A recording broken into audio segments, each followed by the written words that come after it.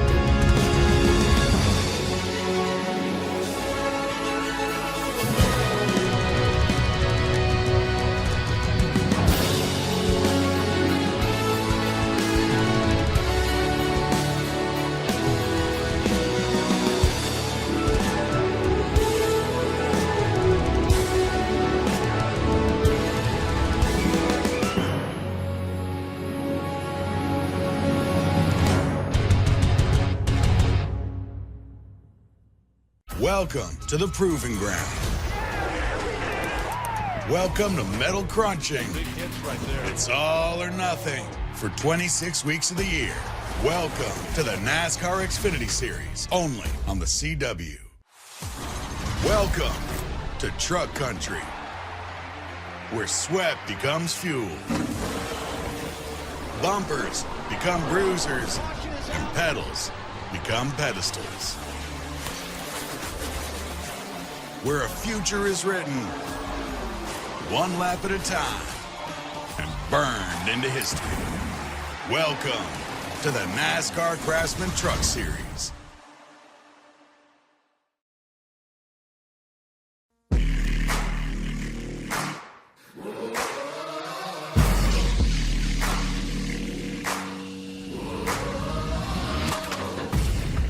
Tonight on Countdown to Green, we look back at the Fuel games from Indy. We preview the math for the final 2 playoff spots. And we check out how you're racing at home in the Logitech Show Us Your Rig segment.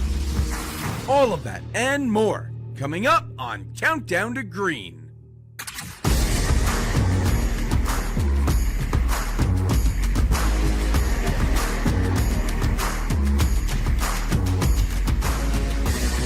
Welcome to the eNASCAR Coca-Cola iRacing series. This is Countdown to Green, and we are getting ready for the tricky triangle Pocono tonight. I'm your host, Camille Salazar-Hadaway. Joining me, as always, we have Alan Cavana. We have Ryan Vargas. How are you two doing?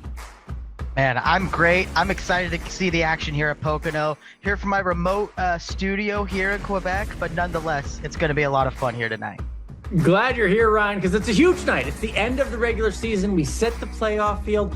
We saw a walk-off win last year at Pocono, getting into the playoffs, last race of the regular season. Can we see it tonight? That's why I love the format. Drama, drama, drama. Drama, drama, drama in all threes, but you know what we got to talk about? The drama that went down at Indianapolis, our last race, because it was pretty crazy. Oh yeah, no, Indianapolis, as always, proves to be one of the most chaotic races of the season. And Alan, we saw a lot of side-by-side racing. We saw a lot of chaos. Hometown boy Michael Cozy Jr. gets turned in the middle of the pack. But Alan, at the end of the day, it came down to strategy. Yeah, absolutely. But we saw, look how much action. You know, sometimes this race can get strung out a little bit. Tucker Minter, you know, big name there. Willie B Esports not having the greatest year. Our boy Blake getting spun there. There was a lot of action in this race. Off the restarts, you know, right early on, these corners can be so tough and the speeds can be so tough. It wasn't as strung out as I thought it was going to be, Ryan. But as you said, pit strategy meant everything. And that meant, you know, you had to pit well without hitting the pit wall. But action on and off the track. Absolutely. We saw a lot of guys try and gamble on fuel. We saw a lot of guys start to run out. Daniel Falkingham being one of those guys who had the track position late in this race, as we see another one of the many incidents here that happened. Look at this. Man, I mean, look at Casey Kirkwood, poor guy. Vicente Salas, one of the winningest drivers this year, just getting piled in. Just everybody, it felt like everybody at some point was in the middle of something. And I mean, look at this view. Yeah. Threaded the needle. And it came down to multiple overtimes, a lot of attrition, and really the most attrition came down. Look, I mean, we're seeing this again. I mean, there's multiple wrecks for some of these people, I know, but just barely, Ryan, just barely, Steven Wilson had enough fuel to make it. Not enough for a burnout, had to get pushed after the checkered flag, but they don't ask how, or how much fuel you had, just if you had enough to get there. Steven Wilson did. Exactly. Steven Wilson gets another win last time at in Indianapolis, and continues to lay down a legendary season. And right here, we're looking at the Segment 3 driver standings, and one thing I want to note, if Steven Wilson gets it done tonight, if he wins this Segment 3, he is going to enter the playoffs with 45 bonus points. That is, I mean, he could basically take a nap for one of those races in the playoffs and still be in a really good spot here. So really interesting to see how that plays out. But Jordi Lopez and Vicente Salas, they are right on his tail, and don't count out Zach Novak as well. But let's take a look at these playoff standings, Alan. One thing I'm looking at right here, Dylan Duvall, 10 above the playoff line, but then you have 11th through 13th tied. Yeah, absolutely. I mean, you saw what happened at the Brickyard. I mean, Dylan All cost himself a playoff spot. I mean, Michael Guest, Cozy Jr. I mean, that race was so consequential at the Brickyard because you see them right now -10 outside the playoff standings. Yeah, they could make it up tonight, but that's going to be a lot of hard work. It's so close for that final playoff spot. And mind you, anybody on the right side of that screen, Ryan, can win themselves in to the playoff spot as long as they're in the top 20 with a win tonight. Absolutely, just got to be in that top 20. And Alan, the team standings, Spire Motorsports leading the charge, but Channel 199 right on their tail. Yeah, I mean, look, Steven Wilson continues to carry Spire Motorsports on his back, vaulting him back in to the team lead. What's interesting, though, about Channel 199, no victories on the season, but maybe the only team that will get both of their drivers in the playoffs. So interesting. ERA Esports, again, doing well. You can make up about 70 points in a race between the team standings, trophy money on the line, but it should be interesting to see what happens there. And we see right here, we are entering Pocono Raceway, the last race of segment 3 and the last race of the regular season. It's all on the line tonight. We know who's already locked in with wins, but now if you're one of those drivers that's in that top 20 in points, can you win your way in? Can you pull off the upset? That's going to be one of the biggest keys to the race here tonight. Unbelievable how fast this all went by, guys. Oh yeah, it flew by. Crazy. Yeah, the season just flew by, and I think it's just because of the momentum that we've been seeing, especially from someone like Steven Wilson. It makes me wonder, what did you guys think coming out of Indianapolis, Ryan? Well, the biggest thing that I have coming out of Indianapolis is we're going to Pocono. One of the races that, in my opinion, has become a pretty big wild card, almost as much of a wild card as a regular super speedway race.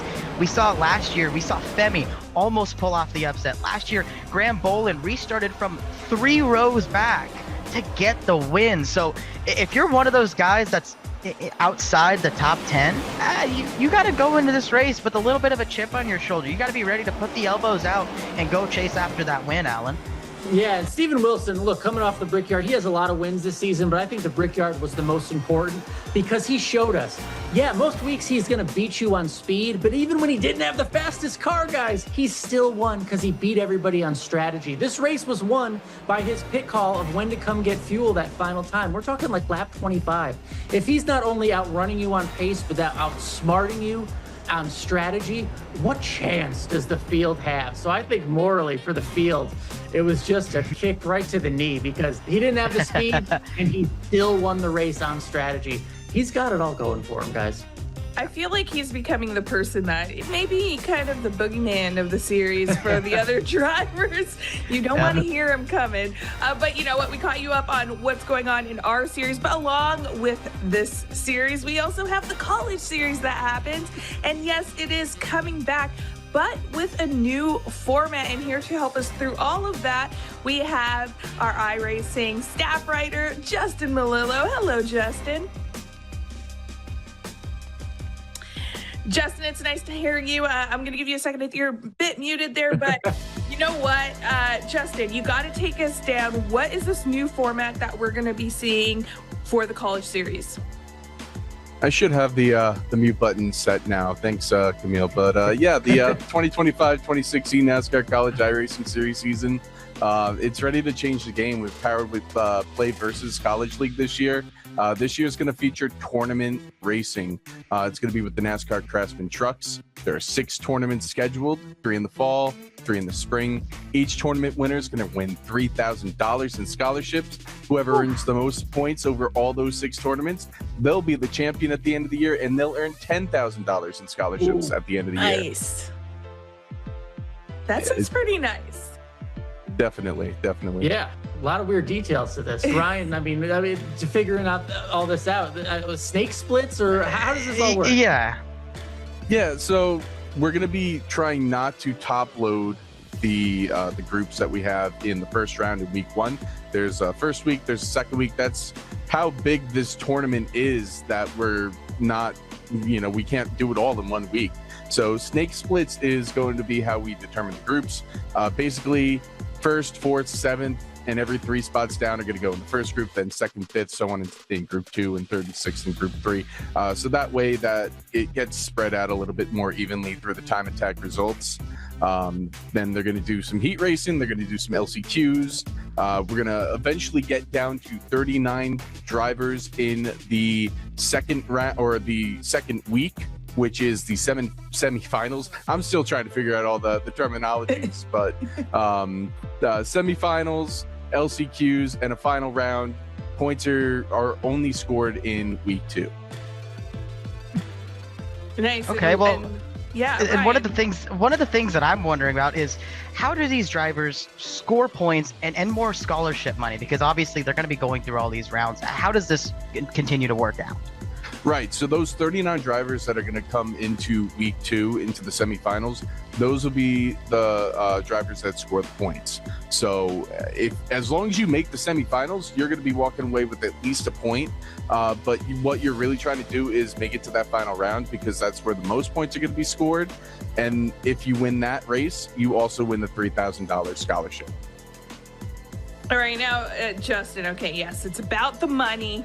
It's about the points, but all that doesn't matter if drivers don't know where they're racing. So what tracks are we going to see throughout the tournament? Right. So I've got a fun little game to play here. All these tournaments that we have, they have their own cool little names, and I kind of want you guys to guess. So Ryan, I'll start with you. Our first tournament name is called the Queen City Crown. This one should be easy. Where do you think that one's going to be at? The Queen City, that's Charlotte. This has to be at Charlotte, I would assume, right? Yep, Yeah, it's going to be at Charlotte Motor Speedway. That one, very easy to guess. It's everybody in NASCAR knows where the Queen City is. It's Charlotte Motor Speedway. So that one is the first one. Alan, I'll go on to you for this second one. This one might be a little bit more tough, but where do you think the Clash on the Beach might be at for our second tournament? Oh, the Clash on the... I hope it's Daytona. I hope they're throwing the high banks of Daytona on the beach there. I love that. That's what we're doing. We're putting them on the high banks. We're going to Daytona, clashing on the beach for our second round. Ryan, back to you. Our third one is going to be called... This one might be the hardest one. Harvest Cup. Harvest Cup in November. Harvest Cup. I mean... Corn, Iowa? Would that be it? Was that a good guess? There you go. You had Ryan for a second. This is not scripted. I figured that one out. Ryan was sweating for a bit there. That juice truck. Send me a picture of that, somebody. Yeah, so Iowa's gonna end up our fall semester, and then we're gonna go into the spring, and we're gonna have 3 more tournaments. So Alan, our 4th tournament is going to be called the Great Lakes Gauntlet. Ooh, well, look, Chicago Street Course is on the lake, but I still have to think Michigan. That's tough. There you go. Michigan. Yeah. Michigan is where we're going to be racing at. That's going to be a good one with the trucks. They always race very, very well in Michigan International Speedway. So that one's going to be a good one to start off the spring semester. Ryan, back to you. This one should be easy, I think, if you played like video games before. The Old Dominion Classic.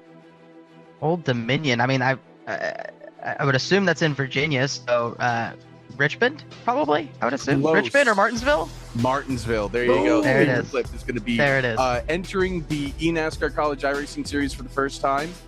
This one's going to be very interesting to see how this one plays out. But Alan, our final one is going to be called the Sunset Splash. The Sunset Splash, huh? I think I know this one. Phoenix or Homestead? I don't know why those two are popping up. It is the finale, so you're in the right ballpark, and it is going to be next year. Homestead. There you go. Homestead Miami Speedway. That's our love it. That's our tournament names, and right now registration is officially open. So be sure to stay tuned to iRacing, eNASCAR, Play Versus for all the information for that. You're seeing a slideshow of some of the new paints that are going to be in the series that I'm going to spend many hours trying to create for all the 120 drivers that are in the series. So they look great. Yeah, I can't wait. It's going to be a very fun time. Very cool. So yeah. Thank you so much, Justin, for that. I love when you're able to quiz those two and not me. So that's fun. We'll bring you back a little later in the show. But for now, it's time to check in with you at home, because it is time for our Lunch Check Show Us Your Rigs, where we get to see how you're racing at home. All right, our first one is from UC. Ooh, okay. This is a very clean setup. Very clean, cool monitor. I love the belts. I see a few cables. I mean, again, you just put so much work into all this and then have those cables in back. That's all I got to pick out there. Jimi Hendrix back there. I think that might be a record of vinyl up there. That's pretty cool. Yeah. That's pretty cool. This next one's from Cody. Ooh. Ryan. I like this. This is a nice, simple setup. Nice, comfy seat. This looks a lot like my rig. It's there, and right there, perfect example of it. Got the Logitech wheel, pedals, shifter right there. All you need from Logitech right there. And our next one here from Bailey. Ooh, there's lots of cables here, Alan. Yes, but there's also a pinball machine. So lots of love. Maybe not. Yeah, love the pinball. Don't love the cables. I mean, not a huge Jeff Gordon fan. That's just me. But that's a cool picture up there. Oh, and man, you got a great seat. And look, Ryan, down there. I don't know if bungee cords have ever played into racing safety, but that's not exactly what I want for my seat belts. But hey, what have you? Hey, you never whatever know where works. you're gonna go. You never know where you're gonna go. This next one's from Ashton. Ryan, there's lots of screens here.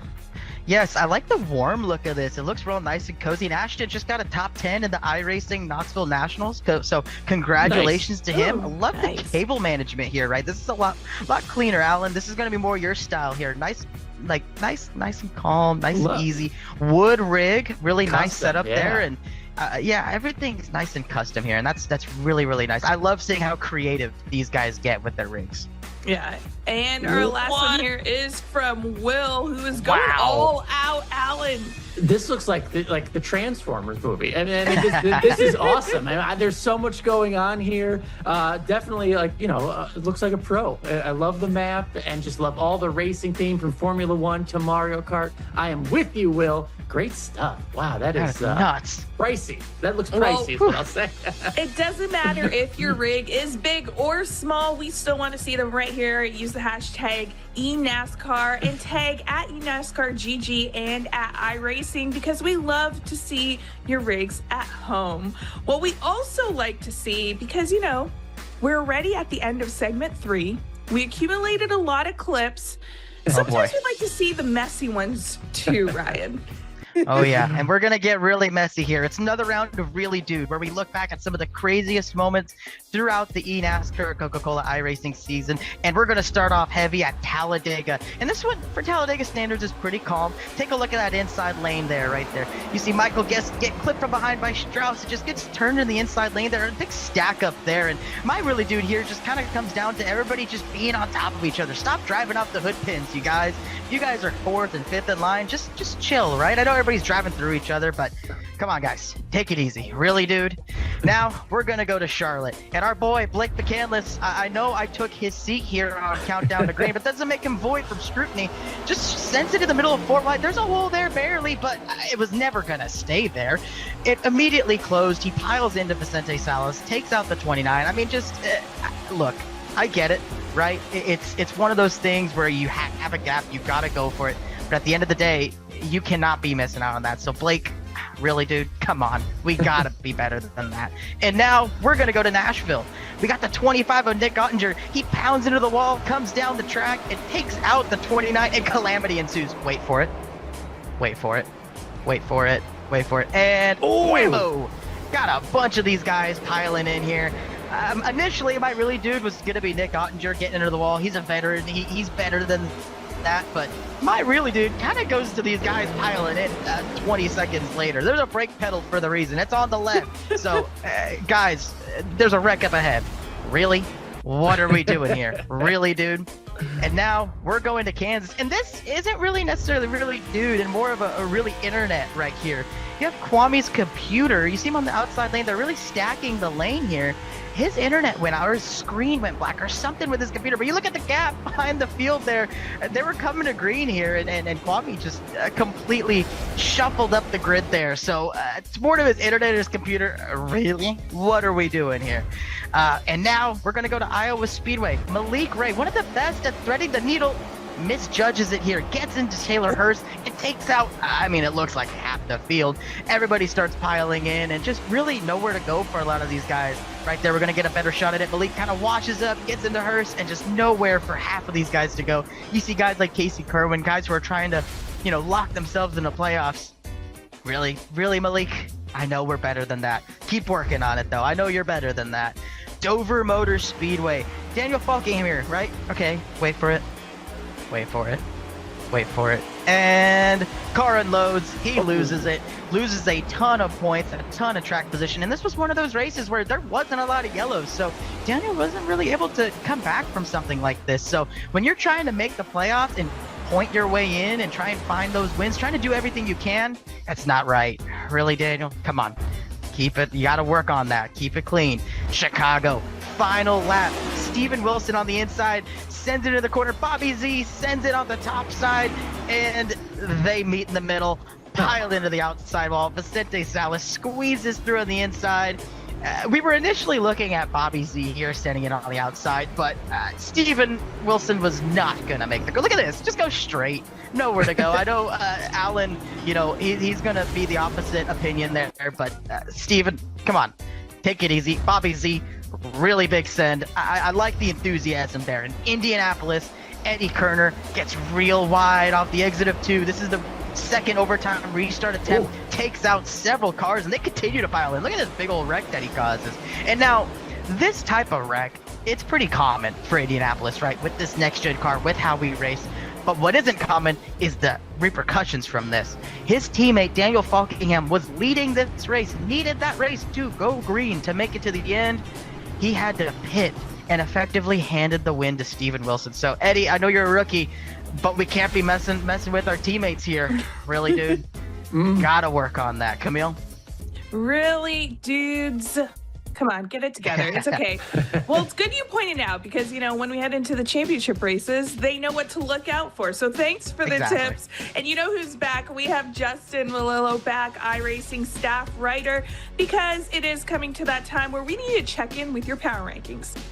Yeah, power rankings aren't really that difficult to figure out. Steven Wilson got a 6th win last week. He's back on top, and he's been the constant. We've seen Vicente on top. We've seen Tucker on top, but it just keeps coming back to Steven Wilson, and he's going to be entering these playoffs, as Ryan mentioned earlier, with maybe 45 points in playoff points. So it's been all Steven Wilson this year for the most part.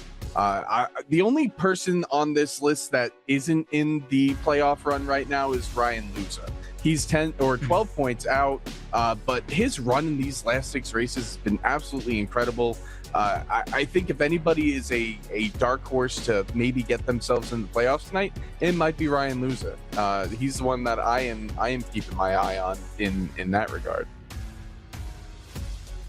We've also got the team power rankings. These ones really aren't that much different than they have been. Spire Motorsports, of course, leading the way. Channel 199 could get both drivers into the playoffs tonight. I did give a big boost to BS competition tonight, or entering tonight, and that is mainly because of the run that Jordi Lopez has had in the last couple of weeks. He is all but locked into them playoffs tonight.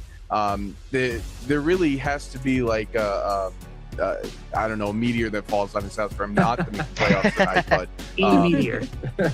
we'll see what happens there. I think he's going to be safe. I think 31st or better, and he's in no matter what. So BS competition definitely coming up the ranks with these recent results there. Absolutely, and Justin, one thing I want to talk is playoffs. What kind of scenarios should we expect tonight? We have a lot of comers and goers throughout the field, and we talked about Dylan Duval. He's going to be a real big catalyst for a lot of interesting things happening tonight. Right. So there are 8 drivers that are locked in tonight. The 2 spots that are left currently belong to Jordi Lopez and Dylan Duval. Basically, Jordi is locked in if there is no winner. That is fact. Jordi is going to be locked in if we don't get a new winner tonight. Dylan is the only one who could pass Jordi on points if there is a new winner that isn't Jordi or Dylan himself. So those two spots are going to be hotly contested in that regard. Basically, though, there are about 13 drivers who could win and get in.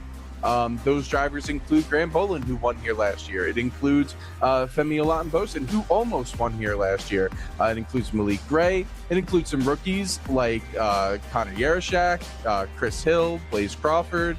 It also includes Garrett Lowe, who has been to the championship 4 before. I just mentioned Ryan Luza. And then you got those guys who are like 10 points back.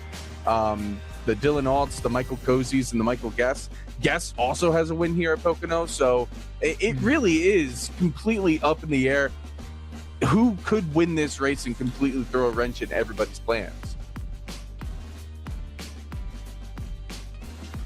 All right. I Well, love that, Camille. I love how close everything is tonight. yeah, I feel like it's getting down to the wire and probably a lot of stress. I'm gonna have to see if Justin actually enjoys these races instead of just trying to calculate everything down. But for now, you know what we can't throw away and we got to look to is the trends, Alan, because we've got to see what drivers could expect if they're looking at the history of Pocono in the series. Yeah, let's take a look because we all want some drama, right? 2 Pocono race winners have won after starting on the pole. Michael Conti, the man, back in 2014, and Cody Bias in 2017. So we should know who's on the pole here, but not a lot of winners coming from that front starting spot. So we'll see tonight. No driver has led the most laps at Pocono more than once, and 6 drivers are trying to break this streak tonight. So bunch of lap leaders throughout the field, but no one's led the most laps more than one time. Can they do it again tonight? We shall see.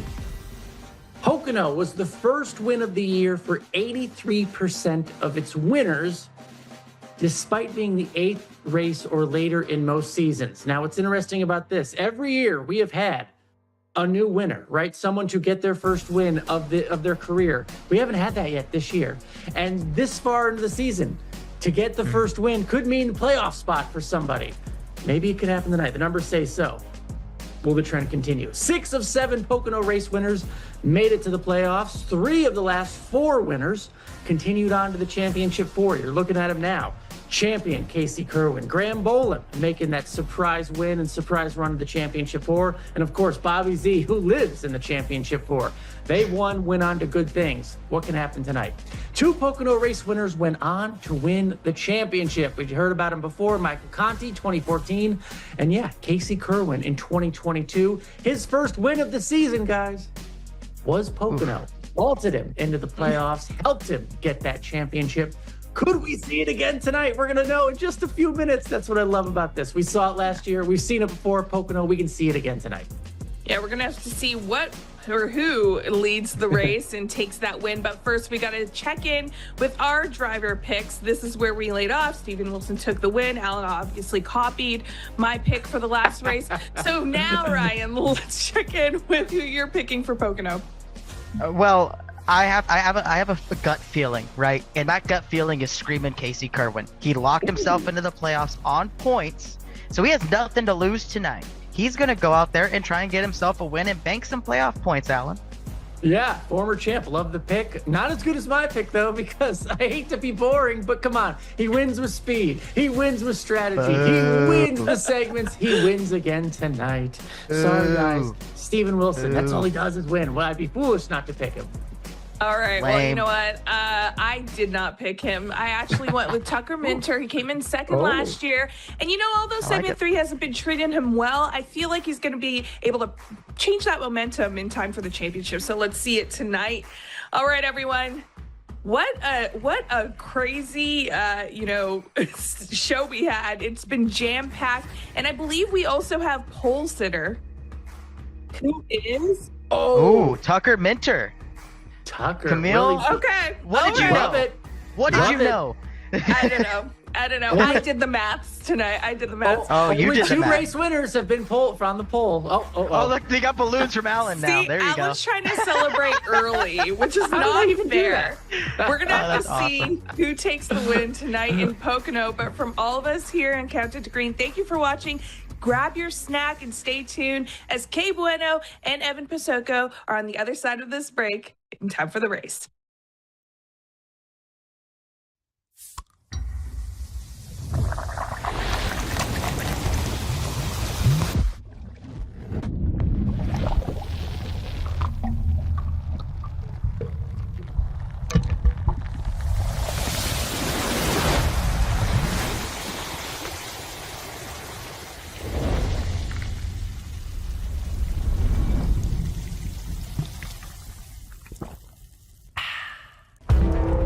Every time you sit behind the wheel, you buckle up for the unexpected. You get ready to take on the competition and brace yourself for the chaos, the speed, the weather, the unknown. But above all, when strapping in, you put trust in yourself, your intuition, making your guide to win, your drive to win. He's a winner in this. And nothing is going to stop you from winning.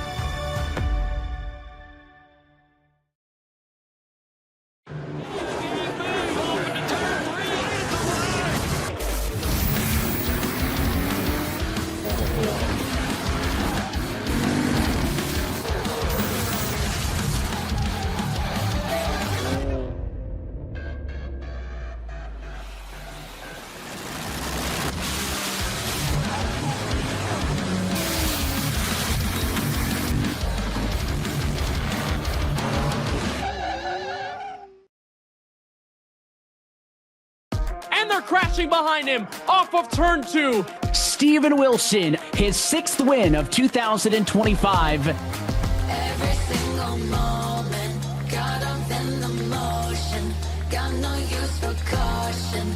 Hope you're ready for a fight. I believe it, I can see it. If it's in my sights, I achieve it. Ain't no leaving, no repeat it. Show up complete and repeat it. I believe it, I can see it. If it's in my sights, I achieve it. Ain't no leaving, no repeat it. Show up complete and repeat it. Every day, prove that game. I always go 100%. Start to end. Every day, prove that game. I always go 100%. Start to end.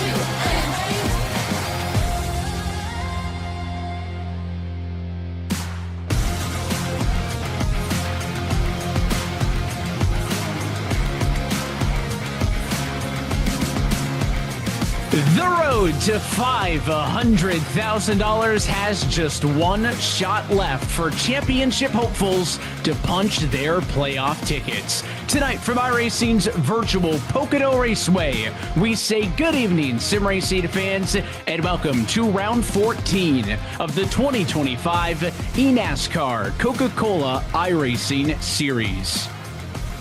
We enter tonight with 8 of the best sim racers in the world, knowing that they'll compete for a championship here this season, and tonight will determine the 2 drivers that will join them. As always, happy that you're spending your Tuesday night with us here on the iRacing Esports Network. My name is Evan Pasoko, joined as always by Kenneth Bueno and KB. It all comes down to this 13th race in series history here at Pocono. We have a lot of history at this racetrack, but tonight may be one of the biggest we've ever seen. The stakes could not be more intense. And following the trends from the prior 12 Pocono races we've had in series history, no one has been able to win this race more than once. That is the tally that we've seen going into this race. Several drivers on the outside looking in, all of them tied, still spoilers amongst the group. And when you come to a track like this, all about speed, all about potential strategy, and maybe putting yourself in the front to the end. That's what we've seen over the last several years. So could very well see another one, maybe a spoiler in the playoff picture. It is going to be a lot. The track tonight will guide you through all of it. Before we get underway, I want to remind, as always, the NASCAR Fan Awards members to enter tonight's exclusive code. It's Pocono 8RN. Enter that on your member dashboard. Lock in your 50 points for joining us today. And again, if you haven't signed up, it's never too late to do so. You can either scan the QR code on the screen now or go to NASCAR.com/fan rewards. Again, that code is Pocono 8RN. We'll give you one more reminder before tonight's race is done. Well, let's take a look at the schedule, and we come out of a string of races where it has been all Vicente Salas and Steven Wilson thus far in segment number 3. But out of Indianapolis, Pocono takes this spot, KB, as the regular season finale. Was not originally going to be in this spot, but you talk about how this racetrack is not dominated by any one kind of driver. So many different faces have been to victory lane here. This could be the X factor and the thing that opens it up that some of those drivers below the cut line may have been looking for. It really will, Evan. And think about the nightcap of segment 3. All very different types of racetracks. No one is similar than the other. And these last 2.5 mile ovals that are technically not The typical cookie cutter in Pocono is its own beast. 3 distinct corners opened back in 1971, still distance of 2.5 miles, but each corner, it's like a 3-headed beast. Each one will pose a different challenge. I mean, setup-wise for the drivers, trying to make sure they can master all 3 of these corners is necessary. And Graham Bolin last year at this track in the regular season finale went 3 wide late in the race to steal the victory and push his way into the playoffs that year. So another chance is open for guys who have gotten used to this Pocono Raceway and how wild it is to enter the playoffs with just 1 shot tonight. We are ready to get underway. Let's go trackside and take a look at your Coca-Cola starting grid. And for the first time this season, it is the William Byron Esports 97 of Tucker Minter on the pole position. He'll be joined alongside by the ERA Esports team at 34 of Michael Cozy Jr. Back on row number 2, it is the Canon Esports 11 of Vicente Salas, loaded up next to the Vegas Inferno number 1 of Malik Ray. And back on row 3, the FGRXL E-Racing to 14 of Seth the Virgin lines up next to Cozy's teammate, the second ERA car in the top 6. It's Bobby Zelensky in the 22.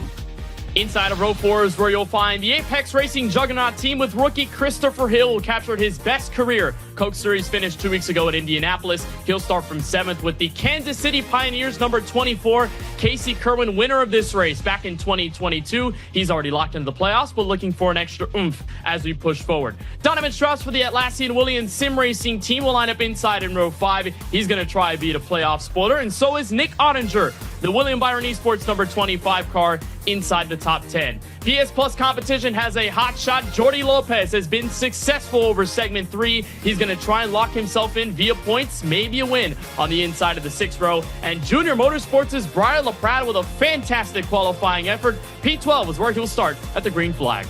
It leads us to row number 7, where the Channel 199 Sim Racing number 2 of Zach Novak will line up alongside the FGRXL number 12 of Ryan Luza. Back on row number 8, it is the rookie Connor Urashak and the Latardi Sports 40 going to be lined up alongside your winner from Vegas earlier this year at the Jim Beaver Esports 15 of Colin Keister. And on row number 9, it is the Team Dillon Esports 33 of Taylor Hurst, next to the 6-time race winner with some work to do, the Spire Motorsports 77 is Steven Wilson, 1 race win away from the most ever in a single season.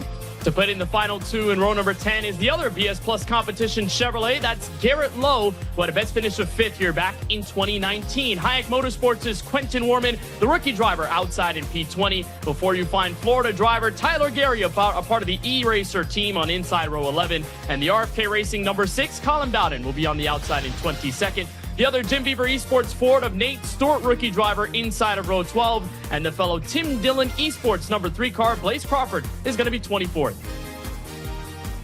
Continuing on through, lucky row 13 sees Parker White gone the last 3 weeks without a top 5. It's the longest streak for him all year. What can the Atlassian Williams Sim Racing team do? He will have some work to do from the inside of that row. He's next to the second of the Tony Kanaan entries. That one, the 66 of Alexander Russell.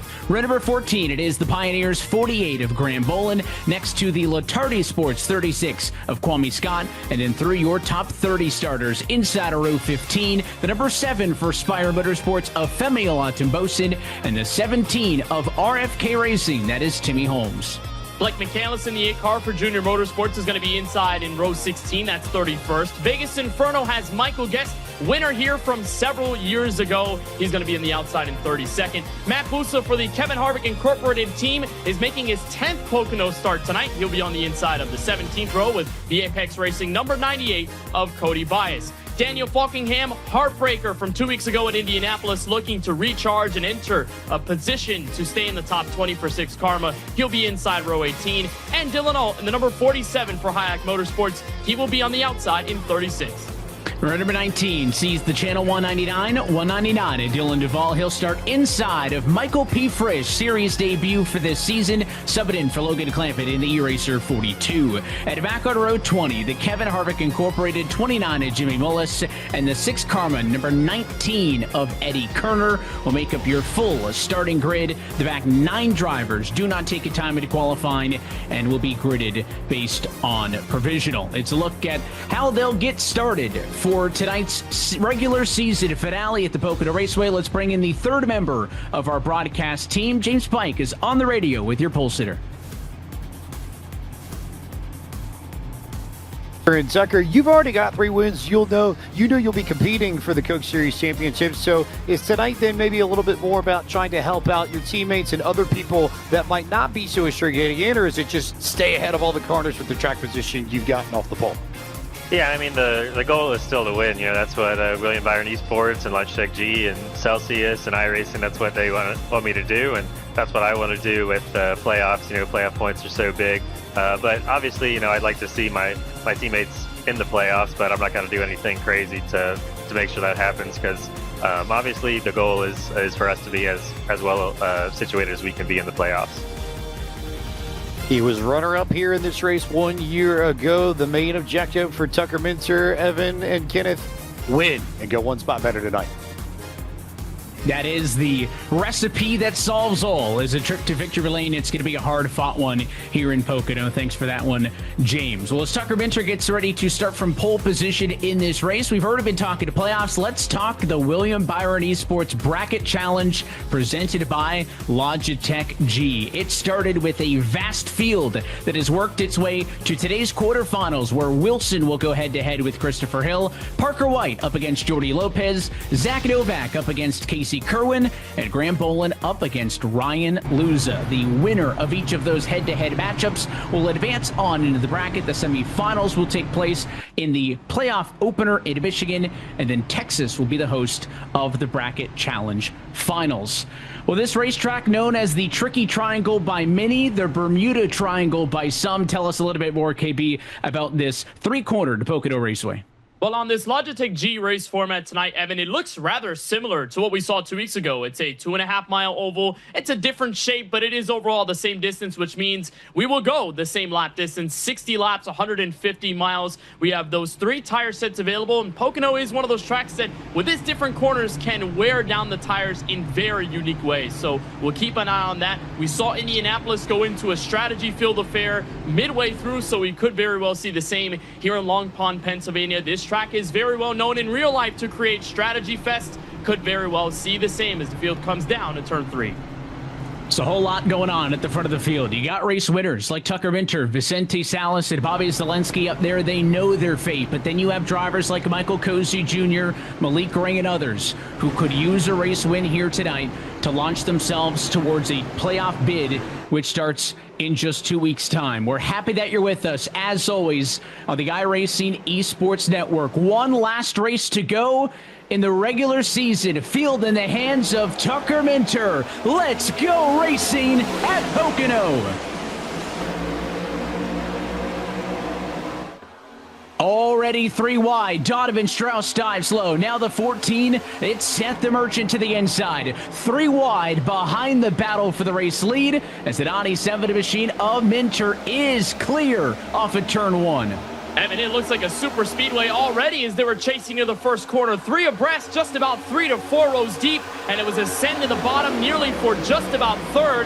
That was Seth the Merchant, the 14 car, pinning to the bottom. It's a tight tunnel turn. They'll carry into the corner with all the speed. Remember, the outside wall is there. The Merchant will stay side by side with Christopher Hill, and they have singled out at the front. Still 3 wide. Jordy Lopez down the inside in 3. 3 wide, now make it 4 wide. Zach Novak in the 2, half commits to the inside of the 24 machine. Kerwin backs out of it, contact off of turn 3.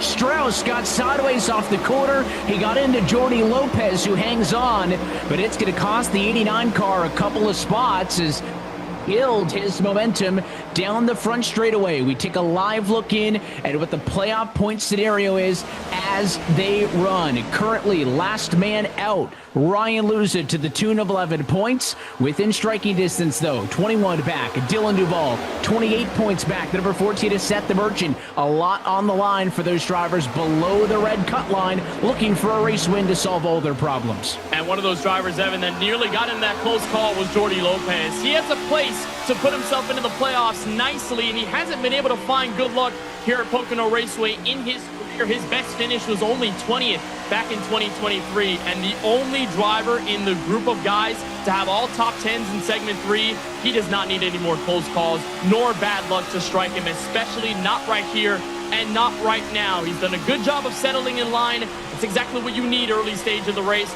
Push forward for track position, but if not, just hang in the draft and wait for this race to tell you the story. Good battle in front of him, though. Ryan Luza, who's one of those guys, 12 points out of the playoff cut line. He's going to try and point his way in, maybe win his way in. He's in 11th. He's one of those drivers in that scenario. So is this man with Michael Cozy Jr. When you look at the points straight up and as is, Michael Cozy comes in as a number 12 driver, but you talk about race wins and how that shuffles things around. The number 34 machine can make all the math go away if he can find victory lane, and his night has started off great in that ERA Esports Team Chevrolet. Started second. He is maintaining that track position right now, and as you look off of the back of his car, you can see a little bit of breathing room atop Malik Ray, who made an early pass to go from 4th to 3rd. He got around Vicente Salas, who drops from 3rd to 4th. You look at the names in the current top 10, those guys who started up front, a lot of the names who are needing a solid race tonight. Of course, Michael Cozy Jr., of course, Malik Ray, who's going to try and be a spoiler. Of course, guys like Zach Novak is up here in 9th with a chance to gain some more playoff points if he can get another win or get one of the wins in this season. But a lot of the guys in the front 10 to 15, they really prioritize the qualifying setups. They understood going into Pocono, this is going to be a really hard track to pass at. So they just see the assignment in front of them. They've taken note of it. And back in 23rd, this is where the gauntlet really is for other guys who have struggled this season, and perhaps some that are around that cut line needing to find their way in this first 5. A big aggressive block that time as they came off a 3. The number 99 squeezed it back in line to Garrett Lowe, and Tyler Gary tried to take advantage, thought to cross him over, can't do it. Long straightaways here at Pocono, drafting opportunities, not only from the big run down the front stretch, turn 3 to 1, but also here as you get out of the most banked of Pocono's 3 quarters in turn number 1, and then make a long trip down to the tunnel turn, by far the tightest of all the corners. And there's a look at the Jim Beaver Esports number 5 machine of Nate Stewart, rocking a bit of a different paint scheme here this afternoon. The Misadventure Life brand is on that Ford, and that 5 car sits right in the thick of things right now, center of the field as you go on board.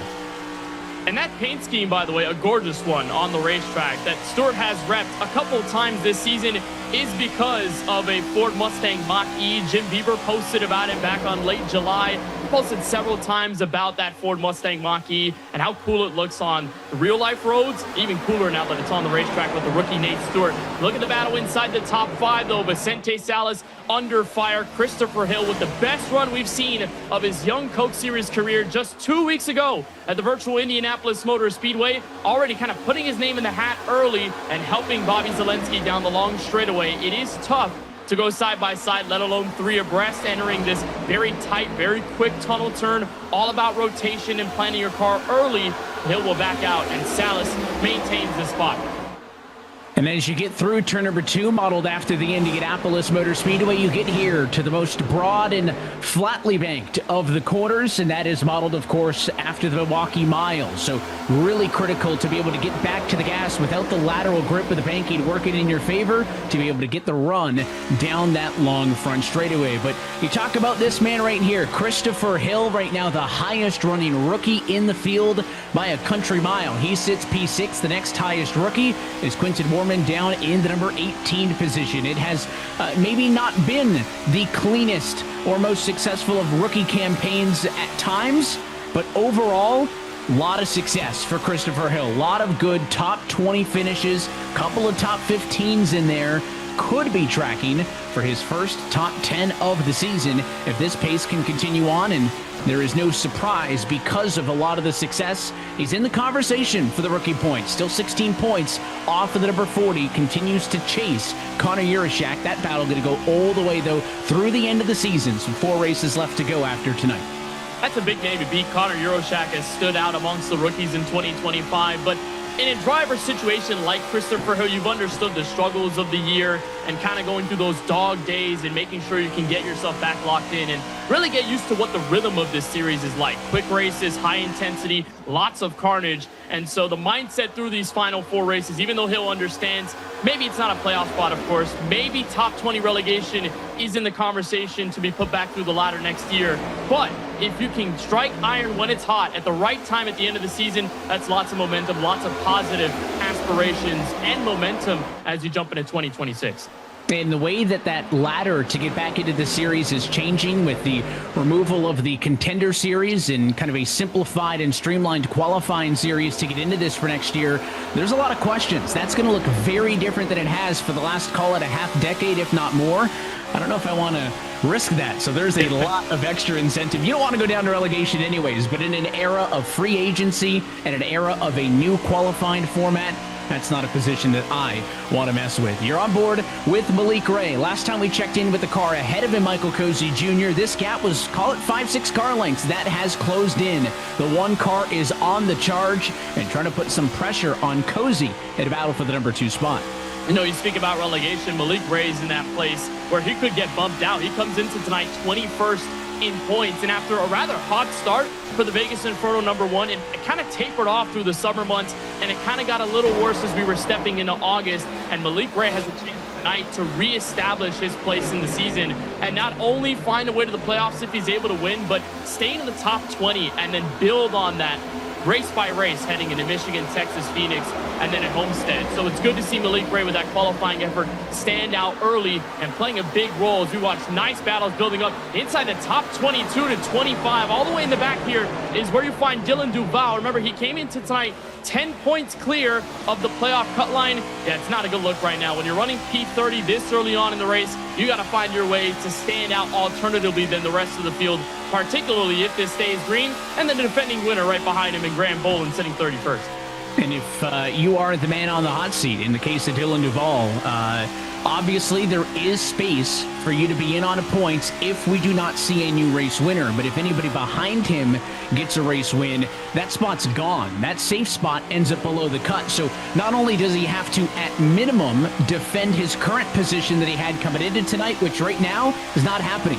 Minus 18 on points. That's without a new race winner. So even in a best case scenario, looking at a repeat winner in Minter as your leader, not doing enough. So Duval has to defend that spot and ideally try to get up to the next spot up the road and Jordi Lopez to be safe of being on the bump. There is a long way to go, and to his credit, Dylan Duval has been making some progress. Started this race in 37th. He is up to the number 30 spot. His car did not get a time into qualifying, so there is speed. That's a bit of a deceptive start as a couple of cars get the fence that time off at 2, but certainly 60-lap race, not a ton of time for Duval to figure it out, and he needs to continue the progress as Malik Ray, the one who's way up to the outside in turn number 3. That's Zelensky and Salas hard into the outside wall off of 3. And that 11 car going to take quite a hit there. Christopher Hill going to get on by, and now Casey Kerwin dives to his inside. You know, we've seen plenty of different lanes of use, particularly in turn 3. We haven't seen the driver spread as much through turns 1 and 2, but that was just a simple case of catching the dirty air. Salas was in the back of the 22 car. Zelensky, there's really nowhere to go. You're mashing the gas pedal, get as much rotation as possible. And then it's a bit of draft, but it's more of that turbulent air. Car doesn't turn. The right front just takes off and you go right into the wall. Zelensky thankfully is able to escape, but any more hits like that, and there are going to be more scares down the road. And Malik Ray is going to bleed off another position. Here comes Hill to the inside. Casey Kerwin will find his way through. And even behind them, they're starting to play heavy defense. Ryan Luza and the likes of Donovan Strauss, they were snake trailing to the inside of the back straightaway. Just trying so hard not to give up position. Qualifying matters so much in these final 2 regular season races, Evan. So everyone's going to try and plant their flag, stay where they are. Not really working in the case of Malik Ray. Yeah, he is certainly starting to struggle now that these cars have gotten to him. And the 24 machine of Casey Kerwin going to try to the bottom. The one car going to carry the speed off the quarter. Again, that's the most banking you're going to find here at Pocono. But is there a gap for Malik Ray? Gets clear of the 24. And Christopher Hill with a half block. Malik says over the radio, I wouldn't. And drove under him, talking at about 180 miles an hour. Now leaning on each other at a turn number 2. Malik Ray and Christopher Hill. Elbows up and beating and banging in a battle for the number 4 and 5 spot. All while Casey Kerwin, Vicente Salas, and Seth the Merchant watch on. Malik cannot clear that time, and Christopher Hill will not go quietly into the night. Those are veteran words to the rookie for Malik Ray, making sure the confidence spills out at every eeping moment. But Casey Kerwin's right there, and look how much this has congested this main group. Everybody's in this top 10 now. Salas, who made that one mistake off turn 3, he's in the mix. Seth the Merchant nearly getting tagged along with Zach Novak, clear off of turn number 1. And Casey Kerwin going to stay in the draft for now. But when you spread the pack that wide, given one mistake or one battle that gets faulty and quick leverage of moments, it's going to bring the whole field, and everyone's going to be hungry to take those positions away. I think Malik was thinking to himself, maybe I could have been more aggressive there in 3, but car just couldn't rotate in enough time. And Casey Kerwin, who comes into tonight, locked into the playoffs via points. He's not going to give anything up to chance either. Off of turn 3, great run down the draft. He'll peek to the inside for P5. And he's going to use every inch of the 3,740 feet that separate turn 3 from turn number 1 to try to draft alongside Malik Ray. Dives it down to the inside of turn number 1, and he is clear for the number 5 spot. So Malik Ray, after going forward and at one point challenging for the number 2 position, he slides down to the number 6 spot. It is the lowest we have seen Malik at any point in this race, and we'll see, does the one continue to fall, or is that going to be where the Water Wings catch in and he can kind of stabilize himself in the running order? He's got the 14 of Seth the Merchant there. He's got the 11 of Vicente Salas. Zach Novak, a little bit quiet, picked up 4 spots. He's the top 10 car. He's in the midst as well, as Malik is right up on the outside, and the 11 of Salas all the way on the bottom. Battles inside and outside of the top 10. That's where Ray has been comfortable in turn 3. Apart from those peaks to the inside on Christopher Hill, you can carry so much momentum. Even though there's not that much banking up there, when you put enough energy on the inside lane, the outside's going to get gripped up, and there is going to be more speed up there, and that's what Ray is looking for. Only real caveat is if you get a little too eager, there's the outside wall. If there's no drafting help to your benefit, you're kind of a fish in dead water at this point. And it's really just a matter of making sure you can put your car in the right place and look further behind. Remember Jordy Lopez's early good start? He kind of fell back through the cracks, and in the midst of this top 15 is Steven Wilson, who, remember, has won 6 races this season and is only one of 5 different winners. But caution flag waves. It appears trouble in the back. Colin Bowden spins off the tunnel turn. Solo car incident will bring the opening yellow of the race. So 16 laps in, we get caution flag number 1, and it was Colin Bowden who started the race in the 22nd spot and had made up 5 positions over the course of the opening laps of this race. Now going to lose all of that forward progression because that car was around and into the inside wall. So we'll wind it back and take a replay in a moment, see what happened to the 6th machine. The good news is I do not see any damage on the 6, so I think that car is going to be fine, minus the major loss of track position. Let's see what happened. Well, here it was. In between one of the Latar Esports cars, that's Connor Euroshak. Right behind is the Hayek Motorsports 50 of Quentin Warman. And there's no help here. I mean, it's just a simple case of the car getting around. There's the help right after the slide. But for the most part, it's a single car spill for the RFK Racing car. And, you know, we mentioned turn 2, how it's very narrow. It's very fast. There's that apron that comes up very quick on the yellow line of the inside. If you get your left sides on it, Evan, very easy to spin the car around and get it sideways. So Bowden in the early trouble, but escapes with a rather harmless spin.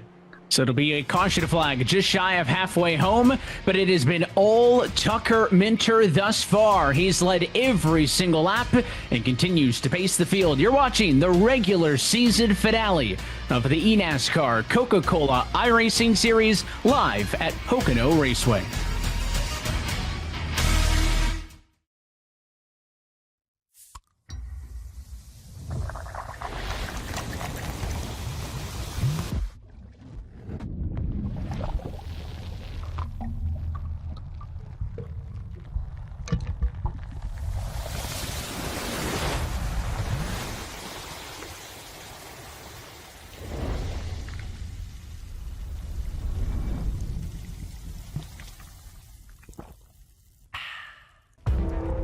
Every time you sit behind the wheel, you buckle up for the unexpected. You get ready to take on the competition and brace yourself for the chaos, the speed, the weather, the unknown. But above all, when strapping in, you put trust in yourself, your intuition, making your guide to win, your drive to win. He's a winner in this. And nothing is going to stop you from winning.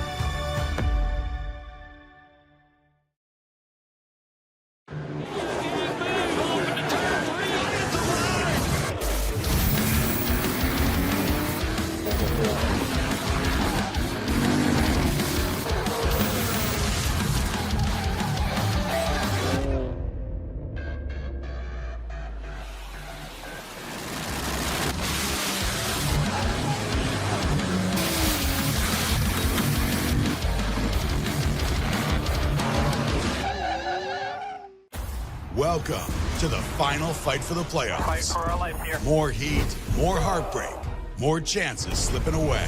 From Iowa to Watkins Glen, Richmond to Daytona, every lap, every pass, every point matters.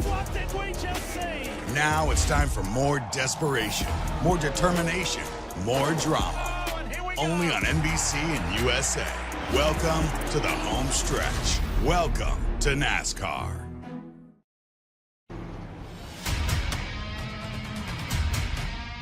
This portion of the broadcast is brought to you by Logan's Roadhouse. Shift into high gear at Logan's Roadhouse. Grab a limited edition Coca-Cola souvenir cup and you could score VIP access to the ultimate race day experience. Logitech G. Through design, engineering, and a love of driving games, Logitech G takes racing simulation to another level. Logitech G, the official wheel and pedals of the eNASCAR Coca-Cola iRacing series. Sunoco, from fueling your favorite NASCAR teams to filling up at the pump, Sunoco is trusted to help vehicles perform at their peak. Sunoco, performance is what we do.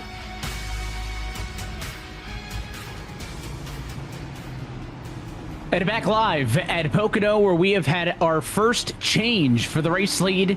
You saw it when we were side by side and through the pit stops. It was a two-tire decision for almost all of the race leaders. I think the first car that took 4 would be Kerwood back in P17, but it was just faster for Bobby Zelensky. Spent 1 full second less in the pit stall than Tucker Minter did, Kenneth, and that is the difference that puts the number 22 car out in front. It really just shows you, Evan, how much track position will matter here, because on average, you would spend 18 green flag laps at Pocono. You would take 4 fresh Goodyear Eagles, but most of the field knows there is going to be at least 1 more stop left. Should we stay green all the way to lap 60, given our pit window of about 30 to 35 laps? So it's an interesting decision, but it is one I agree with. 2 tires will give you the track position number 1. And with tire wear, we haven't seen it be that bad of an effect here at Pocono. It means you just get right side tires fresh and the car will balance out. If you're dealing with a tight race car, this is a blessing for you in disguise, because it'll start to swivel around, be a little more free over the course of the next run. So good decision by Zelensky. It's going to have him have the top spot come the restart. Also puts us in a bit of an interesting fuel situation. Our Logitech G race analysis earlier said 30 to 35 or so on tires and fuel. That could have suggested if we stayed green, maybe a one-stopper. 41 laps to go this time by, likely outside of that window. We will see what this run brings us. The pace car off and in. Bobby Zelensky controls the field from the inside. Green flag back in the air. Great start for the inside lane. Not only is Zelensky clear, but so is Christopher Hill. He'll slide up and around Tucker Minter through to P2.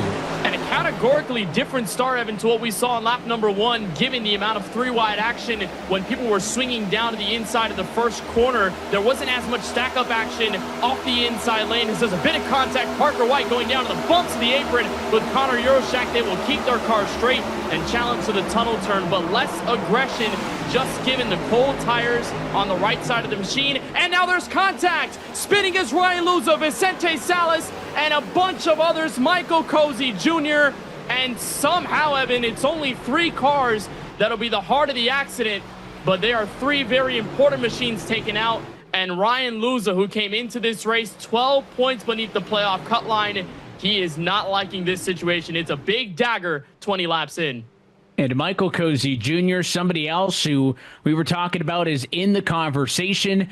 He is around also in this one. So a hugely consequential accident comes on lap number 20. I don't think either the Cozy machine or the Luza machines are destroyed in this one. Luza, I think, gets more damage than Cozy, which is a miracle for how long that 34 slid sideways in front of the field. But it all fell apart for Cozy, who is running in the number 4 position at the time of the yellow. And it all starts with here, the ERA Esports number 34, the red, white, and blue car, and then that black and gold Chevrolet Malik Ray. You'll see them make slight quarter panel contact. I think Cozy just about thought he was clearing Ray, and that Ray was going to give way, but it wasn't possible. And then the contact is made, and you're sideways in the middle of a huge group like that. And more often than not, more drivers are going to get stacked up. Salas, Luza, and the rest of it goes on. Jordy Lopez gets damaged as well. Here's a look on board from Graham Bolin. Plume of smoke, traffic. Wow. Couldn't fit a paper through half of the distances between him and those cars. That was 2 or 3 times. I thought surely he was going to get into somebody and somehow finds an opening. Here's another look there as, again, Cozy gets sideways and tries to ride it out, but he just can't hang on. There's Luza with a couple of big hits. You can see the front end damage on that car. He also fortunate to not get cleaned out by anybody, but again, front end damage is going to be an absolute killer. Let's see the perspective of Casey Kerwin. Again, you can already sense the trouble. And Kerwin just sneaks on by as well. I mean, pick a hole in the wall and just make it stick. Casey Kerwin doing a great job of picking through the lanes. But back to that point of Ryan Luza, that is devastating damage at a track like this. You know, speak of short tracks, 1.5 miles, maybe front end nose damage like that is not too harmful. But at a track with these large of straightaways and with draft mattering so much, Ryan Luza needs to spend a lot of time fixing this car, or else in the middle of the pack or even by himself in traffic, he is going to be really lost. And look at how much he's dropped off already. 33, now more than 34 points out of the top 15 in this playoff cut line. And that leaves Duval with a bit more leverage, 19 points. But again, it's one mistake. It's one little situation he was basically caught up in just by it being there. And all of a sudden, it's going to kill his playoff hopes a third of the way through the race.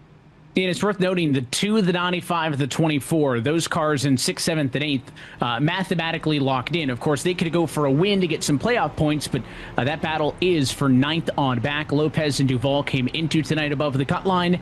They stay above the cut line as they run. Well, as we head to playoff season, it is more important now than ever to make sure you are in the loop with all things eNASCAR. So to keep up to date with the series schedule, standings, and how to be a part of the community, you can log on to eNASCAR.com for more information. Of course, once the playoff grid's confirmed, you can head there to see where your favorite driver lines up in their quest for a championship. And if that's not in the cards, there's the team championship, there's the rookie points, so many different things to follow over the course of tonight and the 4 races that will follow as we get closer and closer to crowning a champion on October 7th at the homestead of Miami Speedway. So over 16 laps green to start the race, 2 quick caution flags back to back will mean that this race significantly has its pace slowed down. Should see the lights go out on top of the pace car this time by, and they do. Good call. So we'll be going green the next time around. Again, Christopher Hill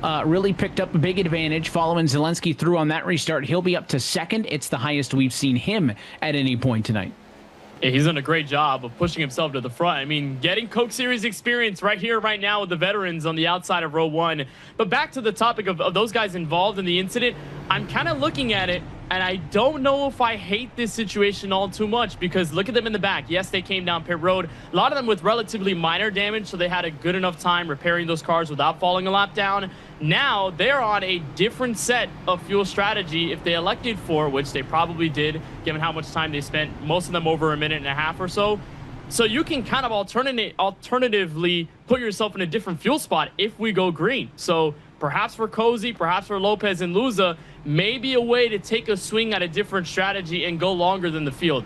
Obviously, it needs this race to go as green as possible. However, you know, it's not terrible to have a bit more fuel in the tank and go down a little bit later than the field if we end up with an Indianapolis-esque situation.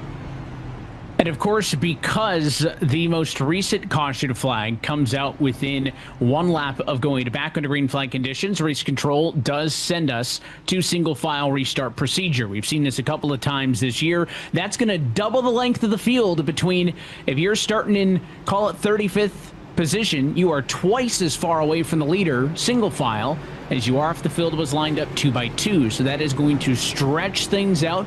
It may aid us from being able to get up to speed through the gears and up to green flag racing conditions without an incident. But again, it is a long run to turn number 1. Do not be surprised as some drivers try to duck at a line if they see an opportunity. 37 laps to go in the regular season. Zelensky up front once more. Green flag is back in the air. And funny enough, no huge checkup on the single file train, but it's not going to negate any 3-wide opportunities. Here comes Connor Euroshak, the rookie, down the bottom shelf in turn 1. Femiola Timbolson in the middle. Blaze Crawford just hanging high. Hopefully it'll stick through. Wilson gets shoved back. Brian LaPrade with a great run off of turn 1. They're still 3 wide down the backstretch. Urashak, bad exit off at turn number 1. He's going to lose a ton of ground. Olot and Bosin, Crawford and others get around him on the outside as up front your top 4 or 5 have been able to stay single file. Zelensky leads Hill, who leads Minter. Then a challenge is on for the number 4 position.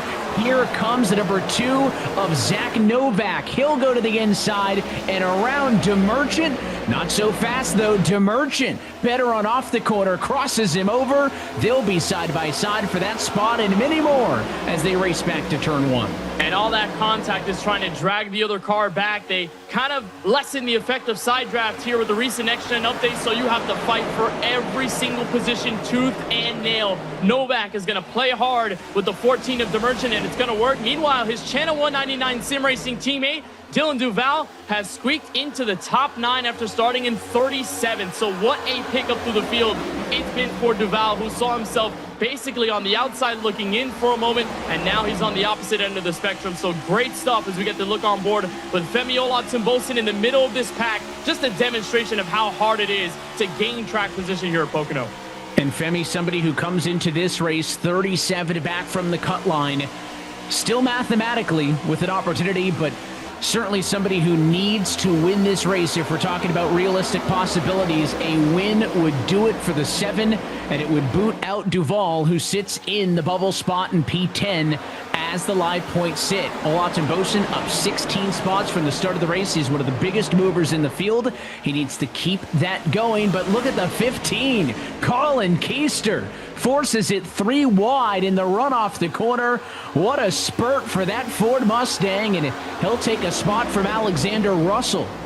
Saw the rival rise, and now it's ride or die until all the riders die. Colin Keister, whale of a move through the middle 3, and just saw Alexander Russell down the bottom, said, rookie, move out of the way. I'm going to be on my way now through the middle of this pack. And Keister is one of those guys who, like several of the other race winners this season, can try and build up more on those overall playoff points. He's there 5th in the standings with 1 win. He's had a solid season, so he's basically locked in heading to Michigan in 2 weeks' time, but playoff points have been so big. We talk about the 6 wins for Wilson, how much of a gap he's going to have entering that first race of the playoffs with everything that he's accrued. Zach Novak with the segment win, how much that's going to help him. For Keister, an extra win would just add on to a possible safety net should things go awry at the Irish Hills in 2 weeks' time. But looking back up front, it's a rookie that's spoiling the party right now. Christopher Hill has had a fast race car since the drop of the green and keeping Bobby Zelensky honest, 3/10 between the two.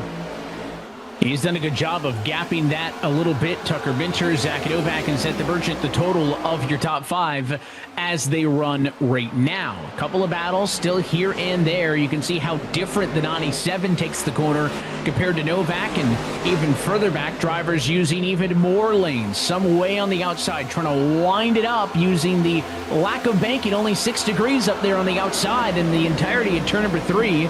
Look at this 3-wide run now down the front stretch, smack dab in the middle of all of that. The number 42 machine looks like they will get it settled for the most part before they get back down to turn at number 1. But as this race has progressed, drivers have started to spread out, use more of this Pocono Raceway surface. And just like that, we are past halfway home in the regular season finale. And these are all great battles in this mid-pack. And Michael P. Frisch right in the middle of it. He's filling in for Logan Clampett tonight, so that's why that's the 42 E-Racer Toyota, as Clampett's on vacation in Cabo. But for Michael P. Frisch, you know, the storyline from Contender, thought he just was going to make the Coke Series, and it wasn't exactly the story to be in this 40-driver roster, but he's getting a shot. And all of the reserve drivers have had a chance to shine. You know, Ethan Lane, Matthew Zwack, Matthew Morton. The list continues of great guys who are very talented sim racers and now get the shot to at least run 1 or more in this 2025 edition of the series. And East Racer has been a great help in letting these guys shine a bit. And this is a fantastic fight, too, between Strauss, who's one of those guys who mentioned on social media earlier today that it's going to be balls to the wall, basically just trying to get into these playoffs, do whatever he can, throw the kitchen sink at it. But so far, inside about him, that's for 29th place. Hey, good to see Frisch showing up and showing out. 4th different driver to pilot that 42 this season. That's the most out of any, and becomes, I think, about the 6th or so different backup driver that we've seen compete with us here in 2025. Good view of the battle up the road. Donovan Strauss and the number 6, a Colin Bowden. It's for 29th and 30th position. but they might as well be going at the lead. Look at the 4 car. Pushes the 6 up to the outside wall. Bowden keeps his foot in it. He will not back down. They are 2 by 2 by 2 at 190 miles an hour, back in the high 20s. Every pass, every spot in this eNASCAR Coca-Cola iRacing Series has to be earned. There are no freebies top to bottom with a field as stacked as this. They're throwing blocks. They're making aggressive moves. You jump up a little bit as we watch Dylan Alt's 47 trying to get under Tyler Geary for P18. And what you're watching here, you'll see it a lot more in turn 1 and turn 3 because turn 2, the tunnel turn is just too narrow. It's too quick, and it's very dangerous to pile in side by side, let alone 3 abreast as McCandless dives underneath the defending champ here. That's going to be for 16th on Parker White. But all the different lanes, but the drivers on the bottom, what they're trying to do is push apex of the corner center so that when they get off the corner, off of the exit, they can deal some dirty air to the driver behind and then in turn can carry the draft down the straightaway. You saw that near failed move on the bottom with Donovan Strauss. That's kind of what you don't want to do, right? Stay side by side and then more cars pile up on the top lane. You just get freight trained in the draft down the front straightaway and then back here where it's really going to matter in singling out. So a lot of what you're seeing are drivers trying to push the apex. Some of it has really worked and the handling some not really there for others, but that's the attempt to go single, stay in the draft, and make sure you don't get piled on by the traffic because one faulty move, everybody's there in the rearview mirror and it's not easy.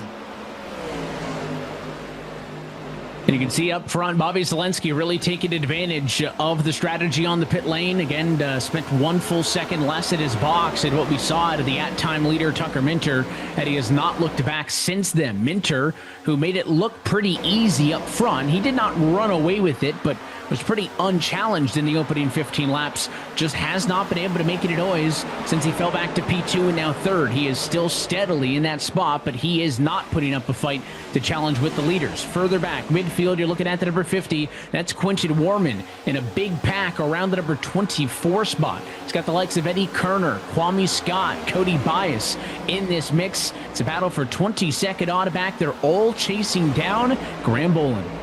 And Graham has kept this field right in his back pocket, at least this long single file train of cars. And for Quentin Warman, very solid run throughout his rookie campaign in the Coke Series. You think of what he's been able to do with back-to-back top 15 runs at the Chicago Street Course, which is such a difficult track to master on your first try. And the Indianapolis Motor Speedway just 2 weeks ago.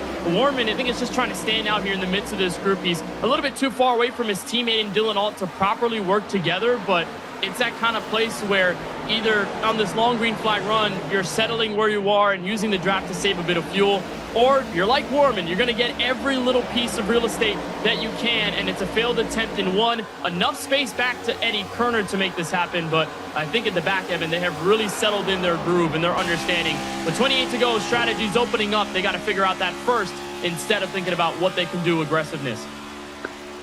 Well, there's a look at the cars in first and second, and talk about a variance in experience just in this series. You talk about Bobby Zelensky, who is practically a championship 4 lock on an annualized basis. He is already a race winner this season. That came at the Talladega Superspeedway. He looks to go back to the championship 4 once more. And then Christopher Hill, who is in contention now for one of the top rookie honors. Still in search of career race win number 1. Has had some good, I mentioned earlier, top 15s, a lot of top 20s, but hasn't even recorded a top 10 yet. Big jump forward for him in progression. You could skip the top 10 and skip the top 5, looking for a top 3, if not a win, in the last couple of laps. He has ever so slightly closed the gap a little bit on Zelensky. Now, he is not home free. If you look kind of behind that blue and black Chevrolet, you'll see the 2 is Zach Novak. Novak has been on the hunt all night long, so Christopher Hill cannot get comfortable with the 2 closing in on him, but Hill's got to be in a great position right now.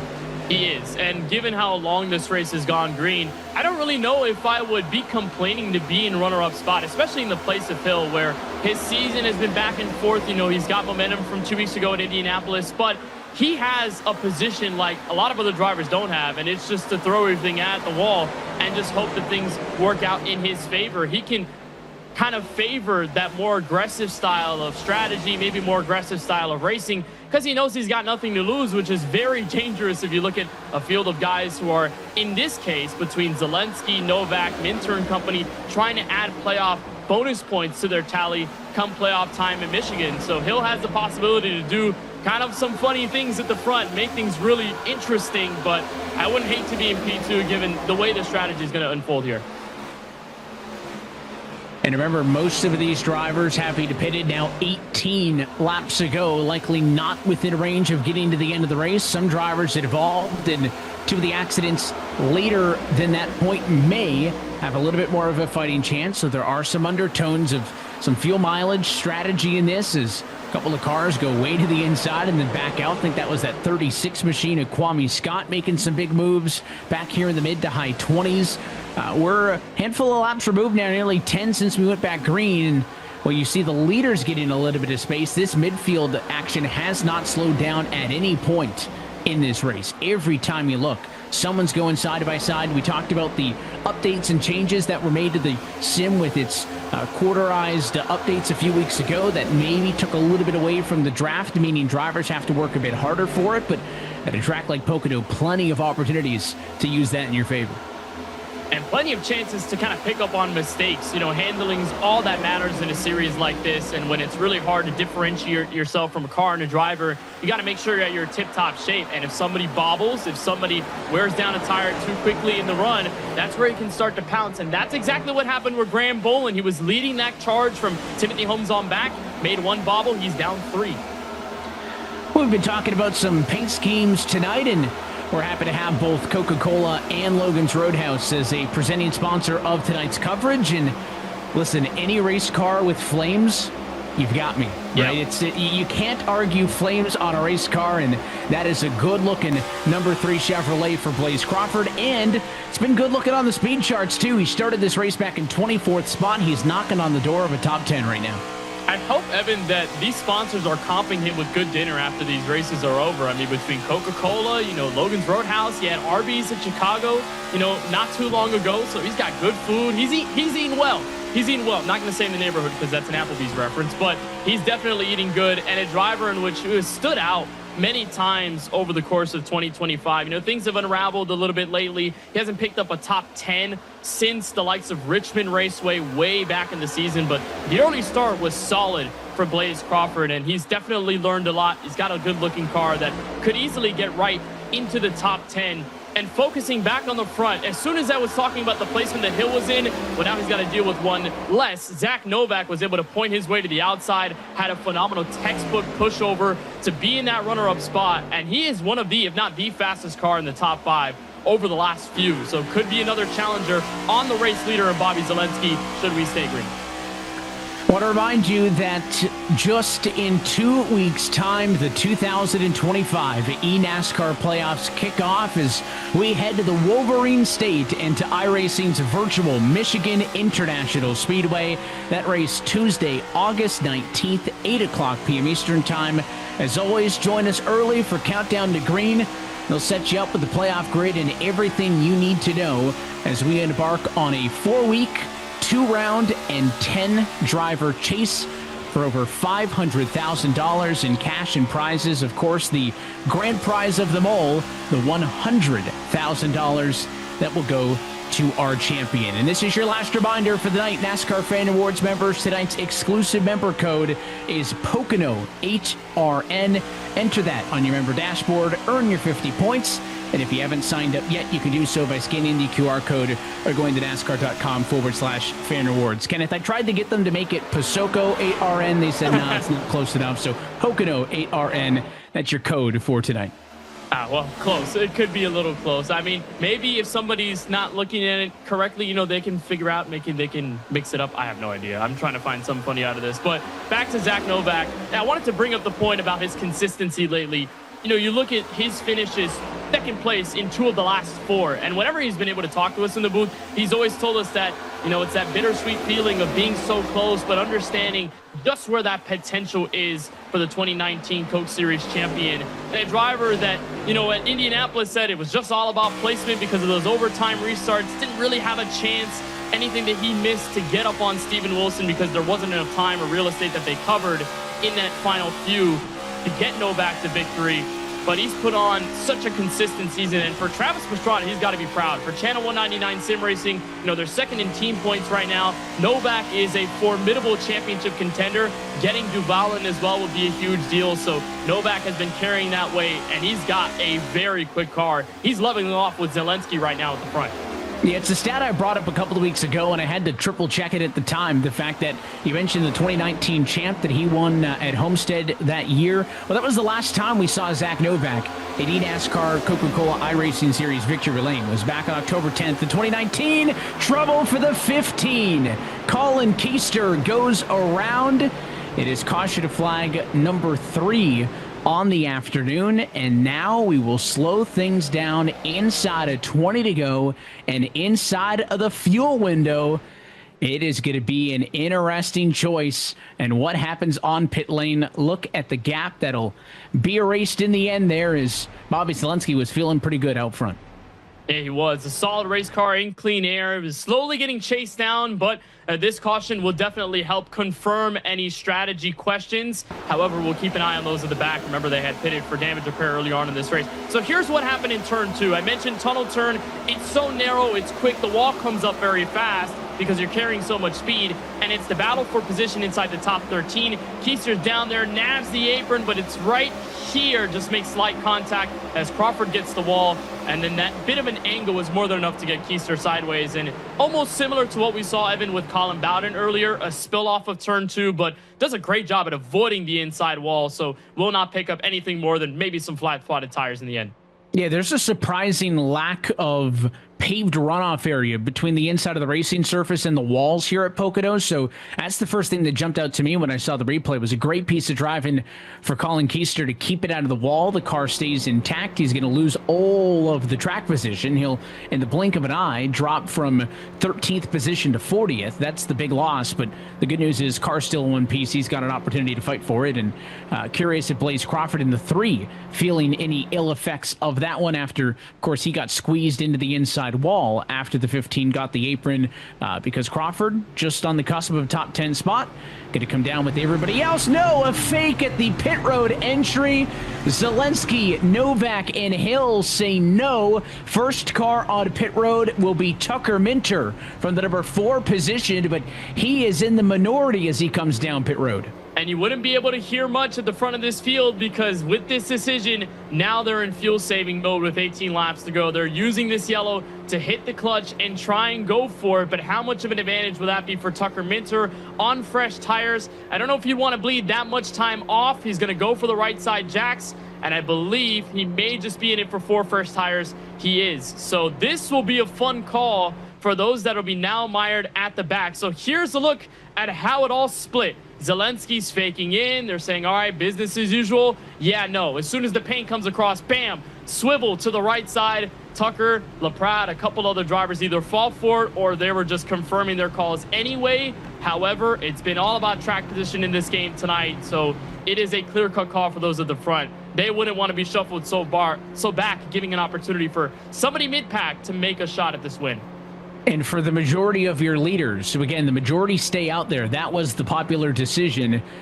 They're looking at needing to go, we'll call it 25, 18 left to go in the raceway. We'll call it almost 43 laps, the magic number. That's almost 10 over our range that we were talking about. So obviously they have caution flags to help them. They're going to save fuel under these yellows, but man, is that going to be entertaining. If you missed it on Countdown to Green, though, we talked about the brand new format for the eNASCAR College Series as class is back in session, starting with this fall semester. It all starts with the new tournament-style format with weeks 1 and 2.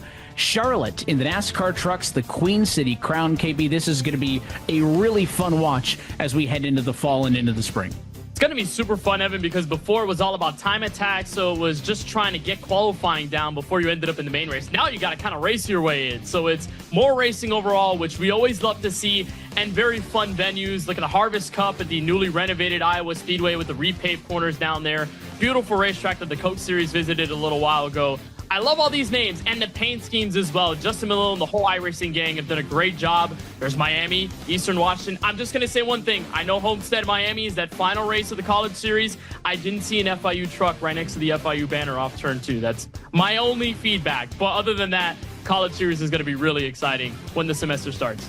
Yeah, going to be $60,000 in scholarship money on the line as you go to the big tracks like the Michigans, the small tracks of Martinsville, and of course, with that finale happening at the Homestead Miami Speedway. Of that $60,000, $42,000 going to be given away over the course of all the different tournaments as the season goes on, and then over $12,000 for the overall championship, including $10K to the driver who can go on to win the driver championship. You're going to be able to find that right here on the iRacing Sports Network. Again, it'll be going through the fall and spring semesters, and encourage all of you to tune in and watch those. There's to date been over $250,000 worth of scholarship money dished out in that series, so a great opportunity. And this series includes many graduates of eNASCAR's College iRacing Series. Unlike last time we took to the green flag, we are back to double file. The cars who came down pit road, led by Tucker Minter and Briar LaPrade,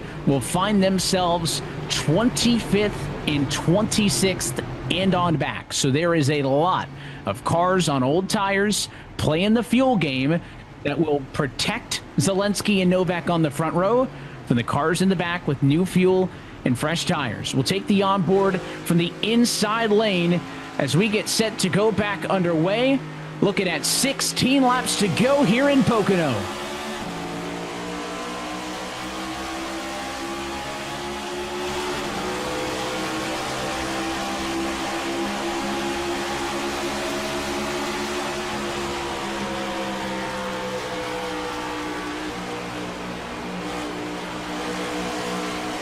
I don't know if there was a more exciting place to go on board with. 3 wide all around Dylan Duval. Look at the 99 a low, way to the inside ahead of them.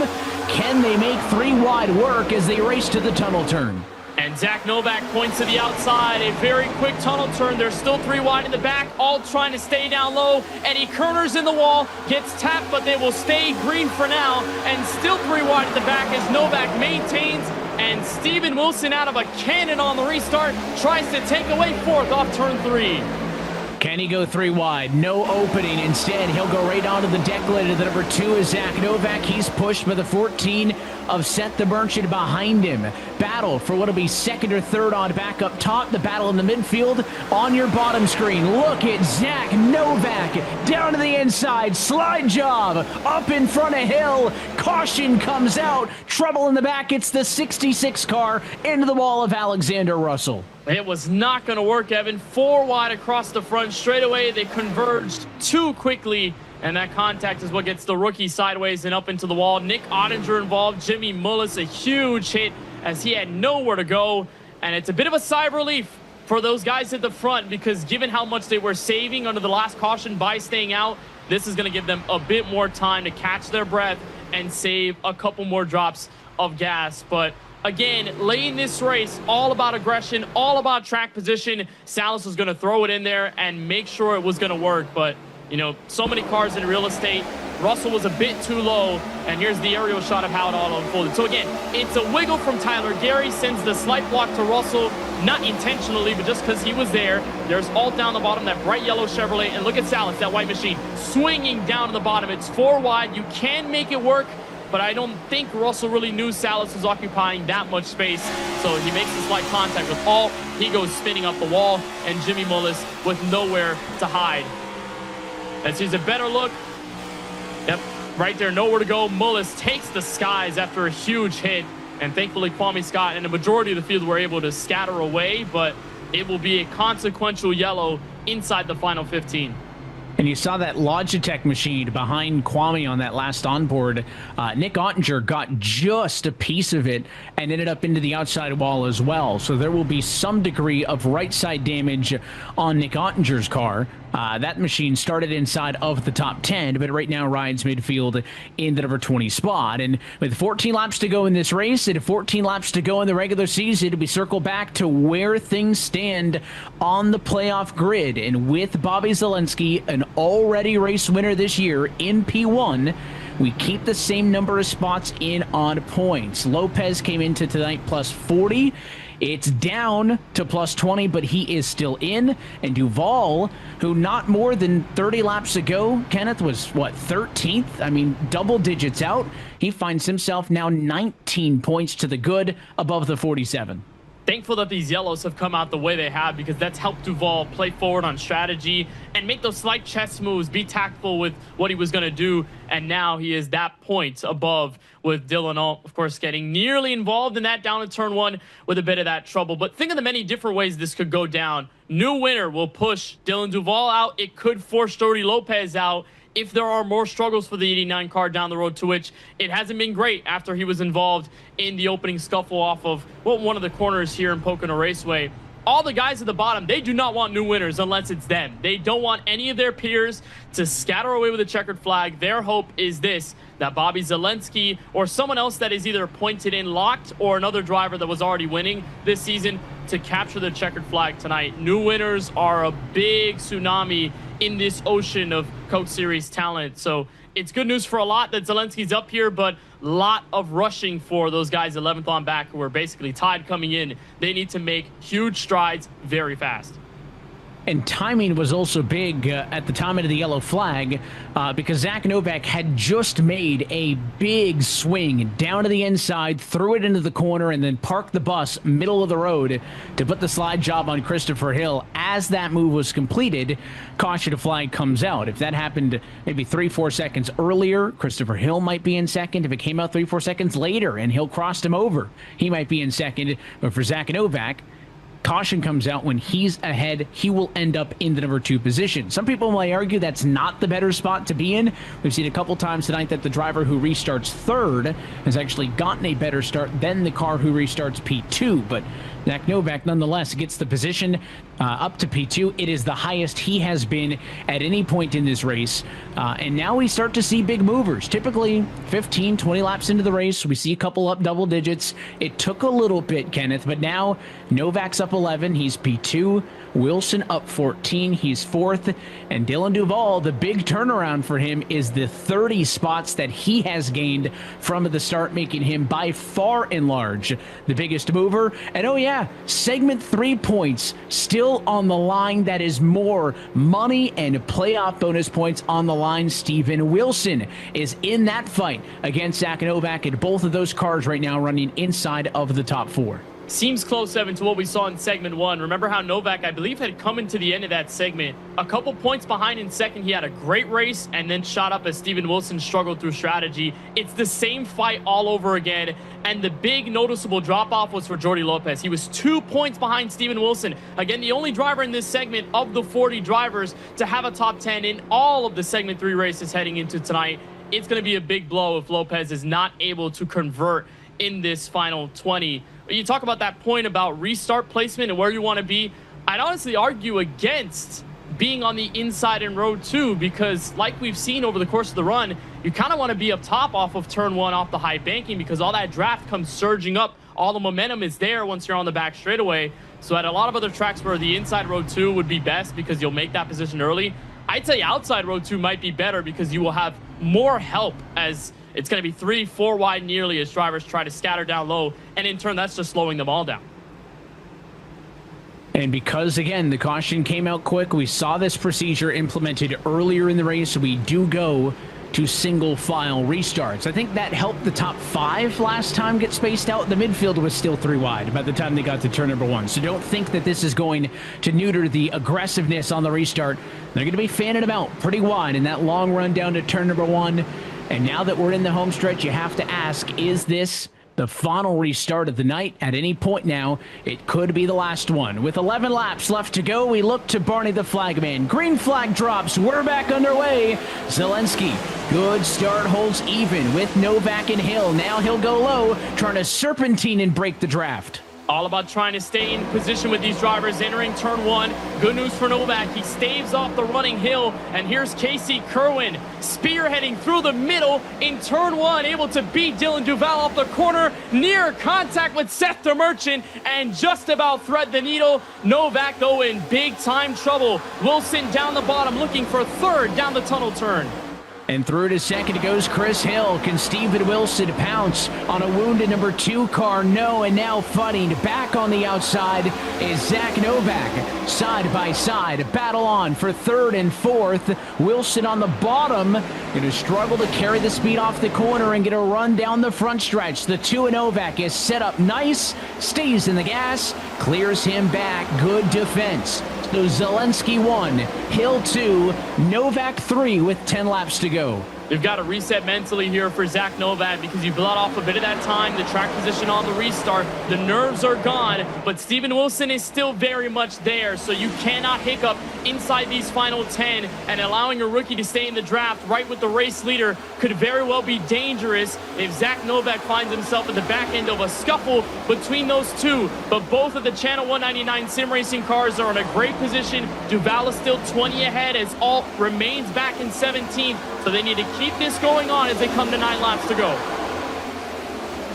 And we'll keep those live points. We'll keep checking in with them. But as things stand, the 89 and the 199 still good to go. Zach Novak in the number 3 spot now, trying to fight back, trying to shake off Steven Wilson, but he's not able to do so quite yet. On the bottom of the screen, the 47 of Dylan Alt, the first driver on the outside looking in, leads 20 points, 20 spots on the 199 some way, somehow. So if you're Duval, you need to be aware of the point situation. You need to make sure that you are making low-risk decisions at this point. Use those numbers to your favor. Well, on the flip side, the 47 has to be getting desperate.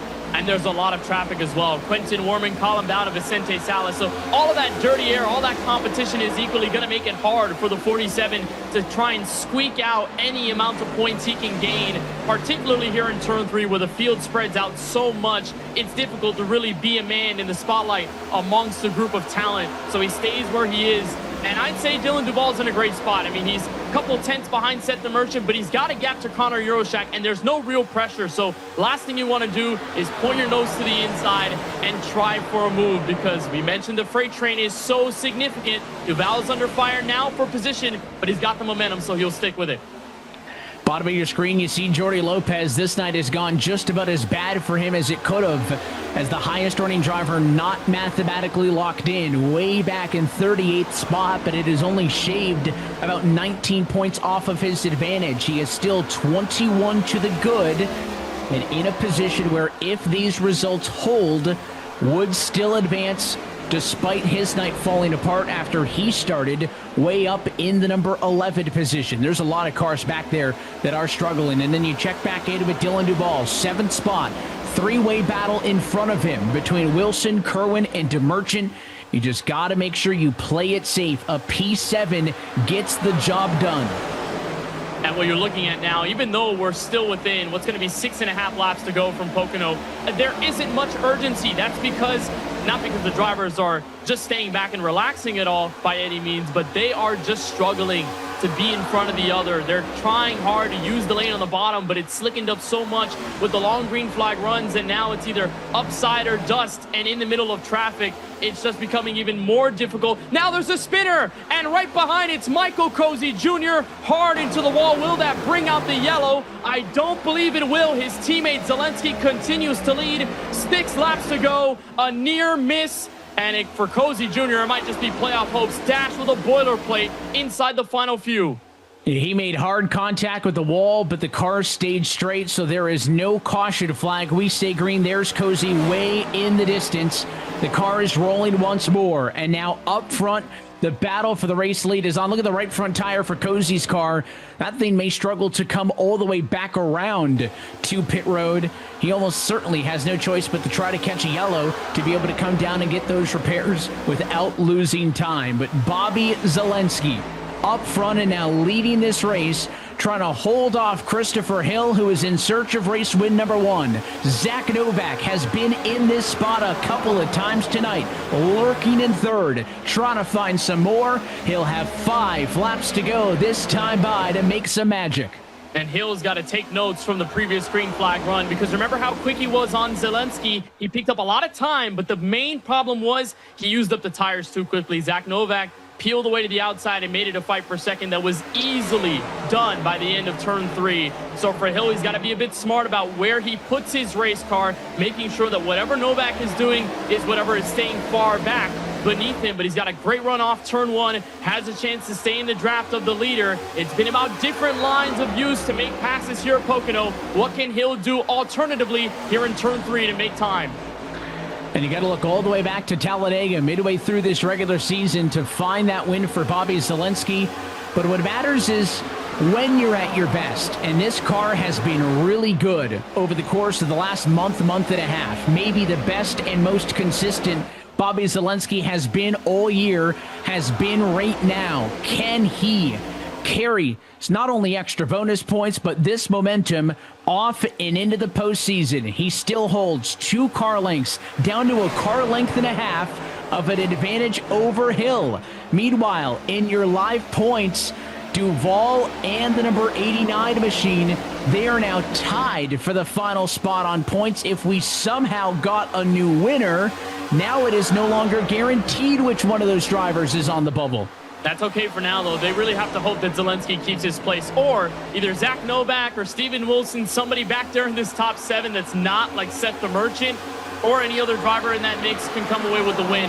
Right now they are safe, but they really got to be mindful, especially Jordi Lopez, who I feel is probably helplessly watching what's going down in the final, now 3 laps of this race. And where Zalenski has shined in this one is just that long run longevity, really the consistency that he's been able to do so well over the course of the campaign, but he still has lots of traffic behind. Big dive by Hill in turn 1, not enough. Zalenski trying to hold on for the next 5+ miles here from the tricky triangle.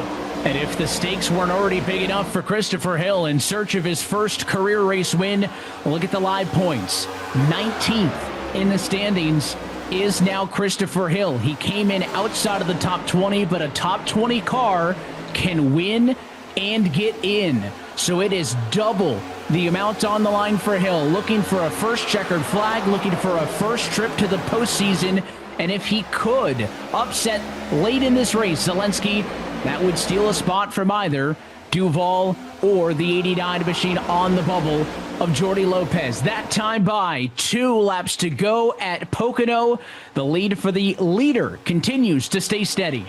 And Christopher Hill, Evans, going to look to physicality here, especially in these final 2. Remember back in 2022, the bump that helped Casey Kerwin beat Zach Novak to the line. They rubbed all the way to the start-finish line. And then last year, Graham Bolin making contact 3 wide on the bottom to go for the victory. That is what helped them push into the postseason. But Hill falls back, and it's a smart move by Novak. Do not risk being out of 3rd place. Just stay behind the rookie driver and make it interesting at the front. But the time is running out. Hill hits the wall. Zalenski looking for more bonus playoff points and an extra win. White flag this time from Pocono.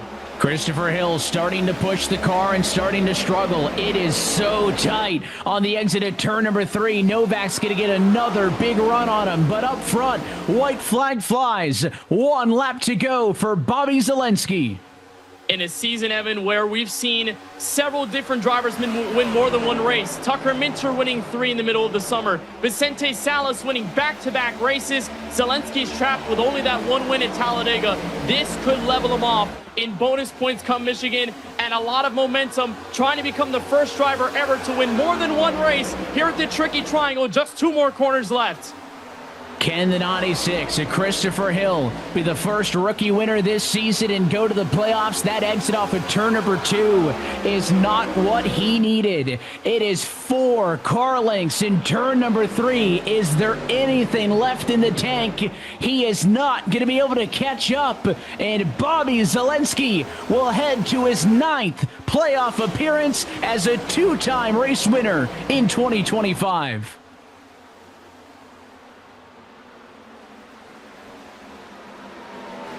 And that's a sigh of relief and a clap for a job well done for Bobby Zalenski. He already knew that he would be going to the playoffs, but no better way to do it than en route through victory lane. It is a record 9th playoff appearance for that man right there.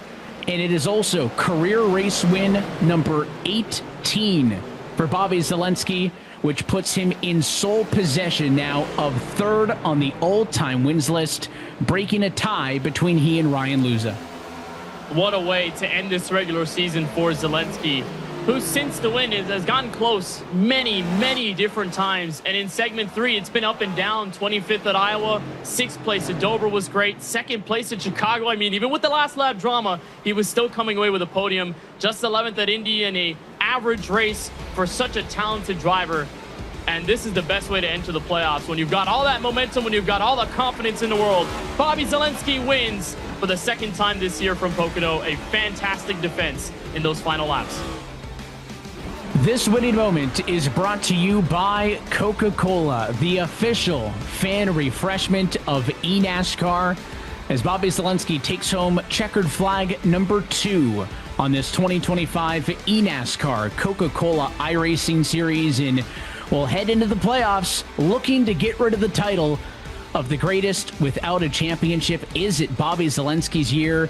He may be one of the hottest drivers in the series as this regular season comes to a close.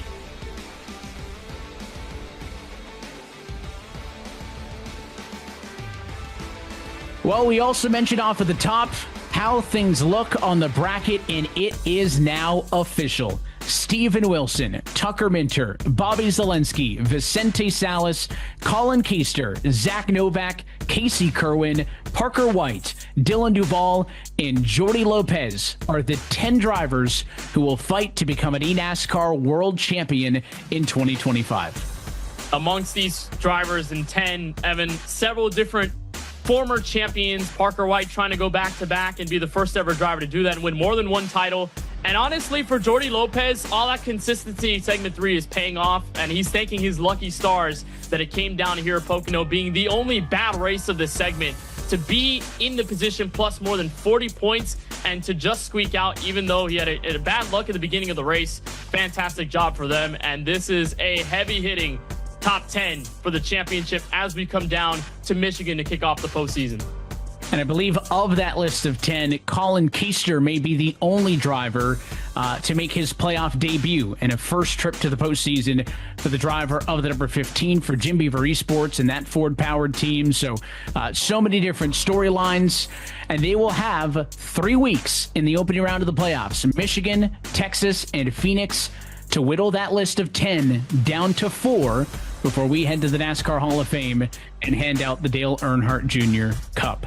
Let's take a look at your Coca-Cola move of the race, and it was way back on the pit cycle, some 17 laps into this race, when Bobby Zelensky made the shorter pit stop to get the track position away for the man who started on a pole in this race, Tucker Minter. He did not look back. He led all 43 laps from that point on to the end and took home the checkered flag here from Pocono.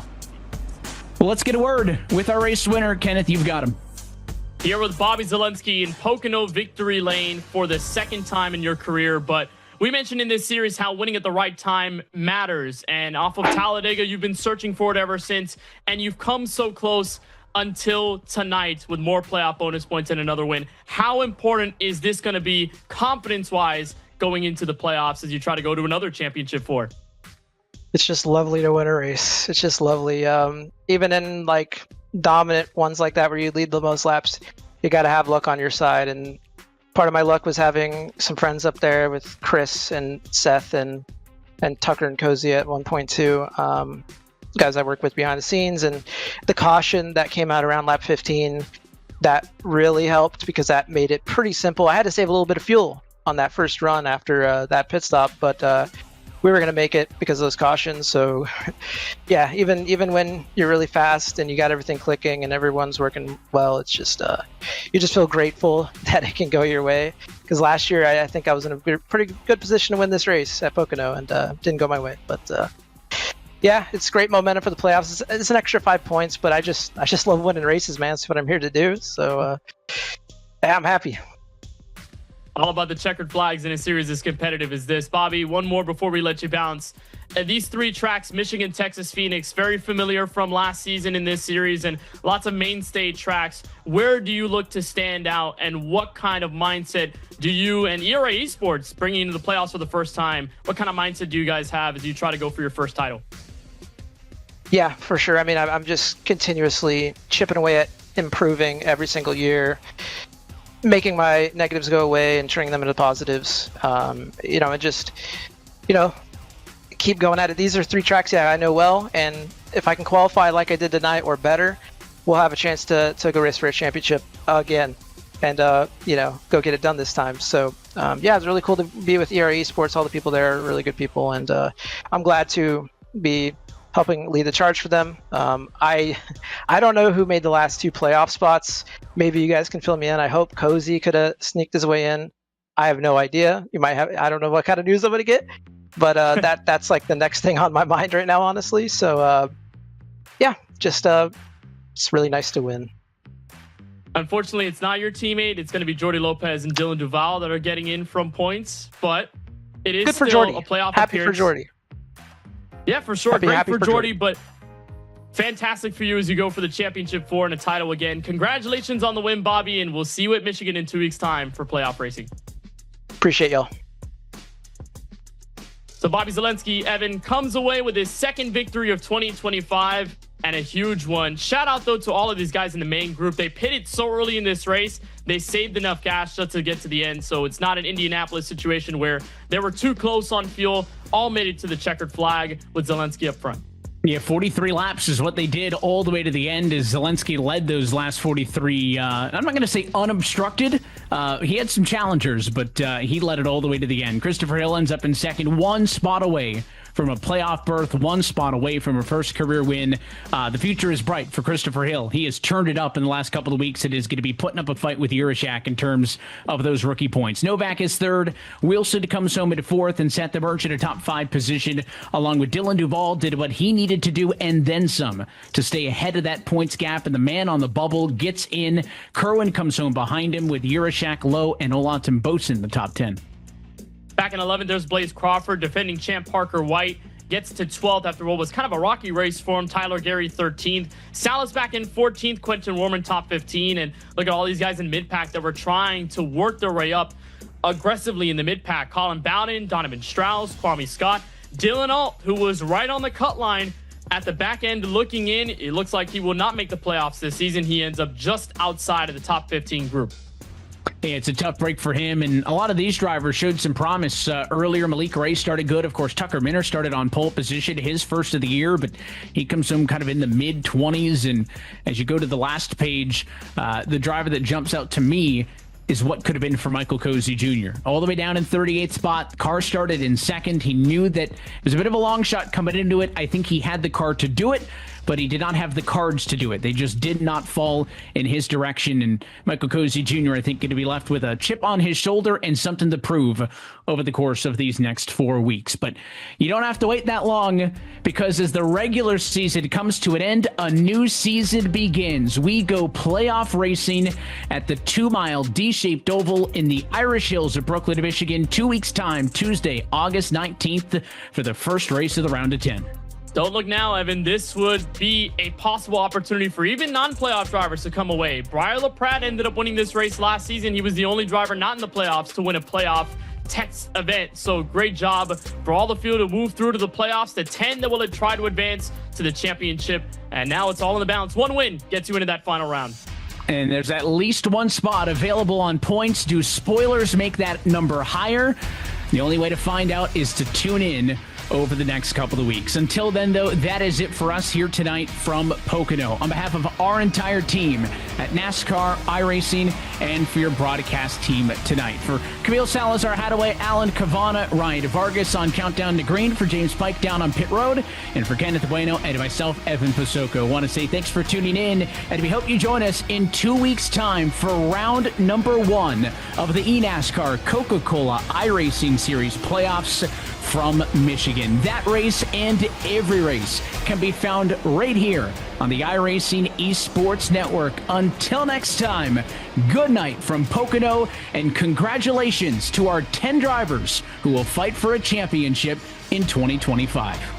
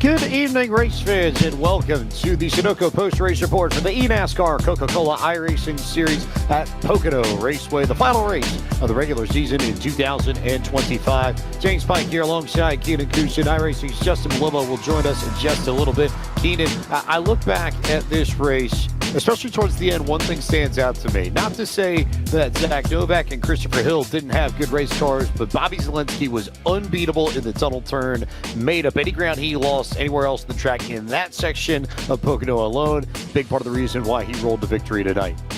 Yeah, you saw Chris Hill driving for his absolute life. Obviously, he knew it was on the line for him tonight. James Pike could have been one of those rookies making that top 10 playoff spots. Unfortunately, it was not to be for Christopher Money Hill tonight, but still led us on with a great, entertaining end to that race. And Bobby Z getting his second win of the season and trying to be the bride this season in your eNASCAR Coca-Cola iRacing Series playoffs. Novak, Wilson, and Emergent rounded out the rest of the top five. This is your playoff grid. Wilson leads with his 6 wins on the season. That is tied for a single season record with Nick Ottinger, Minter, Zelensky, Salas. Also drivers who went to victory lane: Colin Keister, Zach Novak, Casey Kerwin, Parker White, Dylan Duvall, and Jordy Lopez, the last driver to make it in to compete for a title and a shot to drive at the NASCAR Hall of Fame in Charlotte come October 7th. Yeah, again, speaking of people towards the bottom of that list, Jordy Lopez with a heck of a night. Just having to stay in that top 10 was a struggle, and obviously if Christopher Hill ended up getting that win, it was going to be a bit of a conversation between Dylan and Jordy, but just squeaking in there, he's got a shot to race for a championship as well as those other 9 drivers, James. The championship battles will unfurl in 2 weeks at Michigan International Speedway. But for now, we turn our attention to a driver that got to guest star this evening in the number 42 Ford E-Racer. This is Michael P. Frisch. Michael, tons of experience across the sim, especially on the oval side. Is this a night that maybe motivates you a little bit more to try and get into the Coke Series, especially given how close you were to making it from the Contender Series a year ago? Yeah, I mean, after tonight's performance, I was very not performing well by any means. Yeah, we still got that competitive edge. We still got that dog deep down into us where we want to make the series. And, you know, that's always been the goal for sim racing for me for however long I've been doing it. But, no, it's fun racing around these guys. It's 40 of the best, and I want to be called 40 of the best, honestly. We were really, really close there in Contender. Unfortunately, the cards didn't fold our way, but there's always, you know, that next year, and we're going to keep fighting for it. But other than that, it was just pretty much enjoying the night tonight and just getting a feel for it. How tough was it to pass here at Pocono? We saw so much made of the pit strategy, how difficult it was to gain track position. Can you explain why, especially to those who don't have a lot of experience with this car, why is it so tough to gain spots here? Well, I started 38th and I finished 36th, so that explains a lot. There was a couple of guys who played out the strategy pretty good, but dirty air, just it's really hard to get around somebody. You really have to work them, or the guy in front of you has to make mistakes. But other than that, it's pretty much just a conga line from pretty much, whoever's leading that pack in front of you, whether it's 5 to 10 cars or the whole entire field. It's really hard to understand because you got guys checking up different lifting points for everybody, and everyone's trying to offset the nose from one another in front of them just to get as much clean air as you can on that front nose to get it to rotate. So going into tonight, that was probably going to be my biggest struggle, where I probably lacked with confidence, was just having that dirty air pushed on my nose compared to the guys around me who really understand this car. It's really difficult. Keaton Kusa, we bring in our resident Canadian on the post-race report to bring up whatever nuttiness and wildness you've concocted north of the border. Keaton, what do you have for us this week? I don't know what me being Canadian has to do with it, but thanks for letting it has everything, Keaton, everything. All right, bud. All right. Well, first of all, Frisch, good to talk to you up here for the first time. Obviously, nice to see you this evening. Really difficult position with you to be in tonight. You obviously stepping into the car for the first time, but there are so many playoff storylines and drivers trying to race their way in. Was that something that you were kind of thinking about while you were out there, or you were just running your own race? I was pretty much running my own race. I didn't really want to cause a wreck or ruin somebody's night because of my mishap, because I'm just some fill-in driver. I really didn't want to be causing any chaos or mayhem. So I just tried to mind my P's and Q's, and I felt like I did very well tonight. I raced a couple guys hard here and there, but there's really no point when you're all the way really back in 32nd, 20th doing it. But now that, getting that next opportunity, or, when I get that chance, I am going to take every position and take it with granted, because giving up spots like I was tonight, getting around was not an easy task at all. Sorry, go ahead. What? No, I gave up more spots than I passed people. I just say that. For people who kind of don't know your background, you are a very well-rounded sim racer. You're pretty handy in a lot of things, and you spent a lot of time in a lot of high SOF races in the oval side of iRacing. But is there anything that you took away from tonight? Not so much about the car, just being in this field, that you're going to carry on, whether to next season or any other endeavor you have for the rest of the year?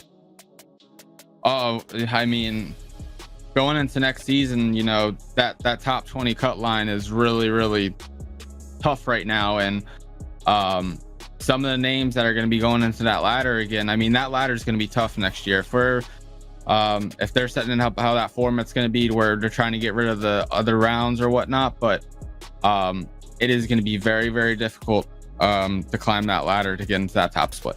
Those guys are not only very good at what they do, but they can consistently do it no matter what. They can just hop into any car track, no matter what it is, and go set a really quick time. I mean, these guys are some of the best. Well, Justin's not here to defend himself. We have a question of the day, but it's very playoff focused. So while he's not here, is it 3 quarters or 5, Frisch? This debate, we were talking about it a couple weeks ago. I'm sticking with my 3. All right, no one's going to change my mind. All right, Justin, plead your case. It's 5, but I digress. I'm going to go back to the racing here. Frisch, don't sell yourself short. This is your second start. Your first start was last season in the finale at Homestead. You finished 15th. What were some of the differences in between how that race went for you in your debut and what you had to deal with tonight at Pocono? The dirty air.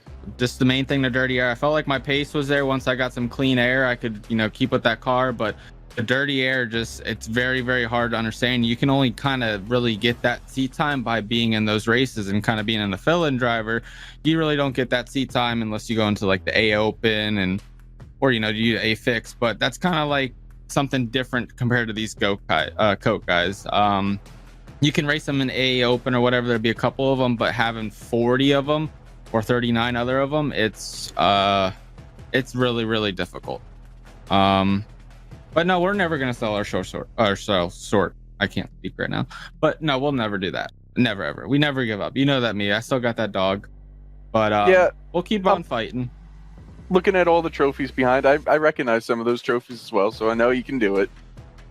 Oh yeah, you know, I've been around for a while. I run FTF, multiple other leagues. You see me in, like Keenan said, I'm in various cars, whether it's the 87 car, the truck, the B car, the next gen. I pretty much run anything on the oval side.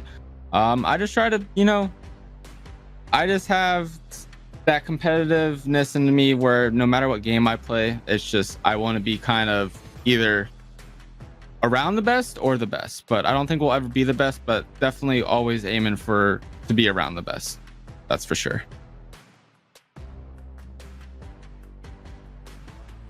All kinds of fun stuff. Keenan, we had a fun question of the day. So we always have a question of the day here on the Sunoco Post Race Report. So shall we, I guess, maybe take a few jabs at it, Keenan, tonight? Let's just roll it. Sure. I did have a Frisch version, too. Because, again, like I said, it was very playoff focused. But really quick, Frisch, obviously Pennsylvania is the home of Rocky. It was a long bumpy night tonight for you. Lots of stuff out there. If there was 3 moments from the race to put in your Rocky montage for the evening, what would they be? Getting going to turn 1 and making a 3-wide move for 36, probably the dumbest thing I've done. About wrecked Dylan Alt and Nate Stewart above me. Almost did a dumb part on myself, but other than that, I would say probably just the tunnel turn. You know, that tunnel turn, if we didn't have the tunnel turn tonight, that would be great. So if we can get rid of that rocky turn too, that'd be great. What else? Unfortunately, coming to the line, Nate Stewart threw a block on me all the way to the inside wall and turned himself off my nose. So I would have to put that probably on top number 1 right there, because that was just silly of him. But, you know, it was just all having fun tonight, really. I'm glad you had a good time, Frisch. Hopefully this is not the last we see of you in the Sunoco Post Race Report. Have a great rest of your season, and good luck with all your future endeavors. Like we said, you're kind of a wheelman. You just kind of show up and drive wherever you can. So have a great night, man. Thank you. When I get the call, I answer. But no, obviously I can't thank Josh and eRacer and Money Lap enough for giving me the opportunity, and of course all the guys behind the scenes on Norse Force. We're gonna keep doing what we do and try to be up there. That is a consummate professional getting the sponsor plug in before we can cut him off. And James has caught up with your race winner of the evening, Bobby Zelensky. Moving eyebrows and all, Bobby Zelensky representing the ERA Esports team from Fresno, California. Race winner tonight here at Pocono, and will be competing once again in the eNASCAR Coca-Cola iRacing Series playoffs. Bobby, I referenced it off the top of our post-race report, and so I want to ask you directly. Turn 2, tunnel turn. Seems like that other drivers in this field were able to make up some ground on you every once in a while through turn 1 and turn 3. But turn 2, consistently, you were better every single lap. You gained any time that you had lost. So what did you figure out in practice about that corner that allowed you to maintain a gap and ultimately bring up the checkered flag? I think the biggest thing was there was no middle line there. And then the other corners, you can kind of go all over the place and find speed, but really you would find clean air. So a lot of times Chris kept getting these big runs on me. I'm like, oh, he's getting a little close. And I would just prioritize just getting a really good exit out of there, because I knew he couldn't really avoid the dirty air.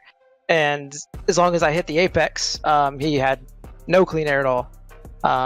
So whether it was him or it was Novak, that was my mindset. It was certainly stressful the last few laps. I had clean air on my side, but I mean, these straightaways are long, and he can move and find clean air at different places. And if he gets close enough to me in the corner, it gets me loose. So, you know, it was a bit of a dogfight there. But yeah, that's pretty much how I approached turn 2. Hey, Bobby. Congratulations on the win here tonight. Sorry, I just got thrust into this. James was like, Justin, you go. I'm like, all right, bet. So I'm not prepared for this, but I'm going to wing it anyway. Bobby, you've got 10 bonus points heading into the playoffs. That is 5 more than the cut line. Are we looking at a points run over these next 3 races, or do you have a race circled among Michigan, Texas, or Phoenix. I mean, we'll get it done, whatever way it takes. Phoenix, I'd like to go in there with a points gap or a win already, but that dang track, I need to get my win back there from a few years ago. So I'd like to try to put together a race there to win there just for my sake, just my happiness. And then that would get me into the final again. So yeah, Phoenix is what I would desire to win the most, but hey, I'll take any of them and I'll get it any way we can. I mean, if we can't win, hopefully we're second in these races and can point our way in. And as simple as that, as we don't have a single-minded goal. We're just whatever it takes to get into the final, and we're good. Kind of sick of talking to you up here, Bobby, but unfortunately we are cursed to run into each other every second Tuesday for the rest of our lives. Obviously, we're taking questions from our chat. If you have questions for Bobby Zielinski or any of the other playoff drivers, please let us know in our Twitch chat. This one's from If Nobody Got Me, Here's Motorsports Got Me. Bobby, as a veteran of the Coke Series, is there any rookie that's really impressed you this season, and why? Chris Hill, who raced me for the win tonight. I mean, if he was able to get the better of me, and he's my teammate, so I'm a little biased, but he's clearly just getting better every week, because the thing he needs is experience with these races, because you don't get the Coke style races anywhere else. Like, you can race next gen everywhere, but with how close everybody is together, it is like you just have to do these races to get used to them. And he has the speed. I know that from just weekly testing with them, and he's a big reason I won tonight, just with setup stuff. So he's the one. If I have to pick somebody else that's not my friend, it would probably be Connor Rioshak. He was like my underdog or whatever dark horse, like rookie of the year pick, because like, I don't know, he just has it. So simple as that. So those two, but Chris is my favorite.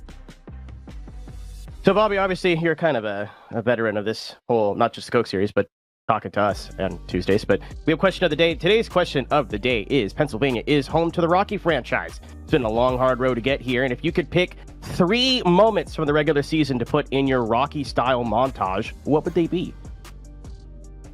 Talladega for sure. Fighting in that race and just brawling to get that win. That was awesome. Trying to think. This season has sucked for me a lot of times. Just getting in incidents. That's a rare thing to say from a 2-race winner. Well, but all right, go on. Yeah, those things are good, but it's like it could have been better. I've just been running into trouble. Like Talladega, you got to put this one in there too. Just playing the race right, getting out in the lead, and just not making any mistakes. I mean, that's not as much Rocky as coming back. That's more. That's just doing everything right and not having any real adversity. And if I had to put a third thing, I would say honestly, last race at Indy, even though it didn't really mean a whole lot for our season, basically getting wrecked twice at the start of that race and finishing the race with 1.5 minutes of damage, nose damage, side damage, wheel damage. We finished 11th because we just kept fighting and trying to just squeeze everything we could out of that race. And those are races like you get proud of. You're like, yeah, we made the most out of a crappy situation. So those are my 3 picks.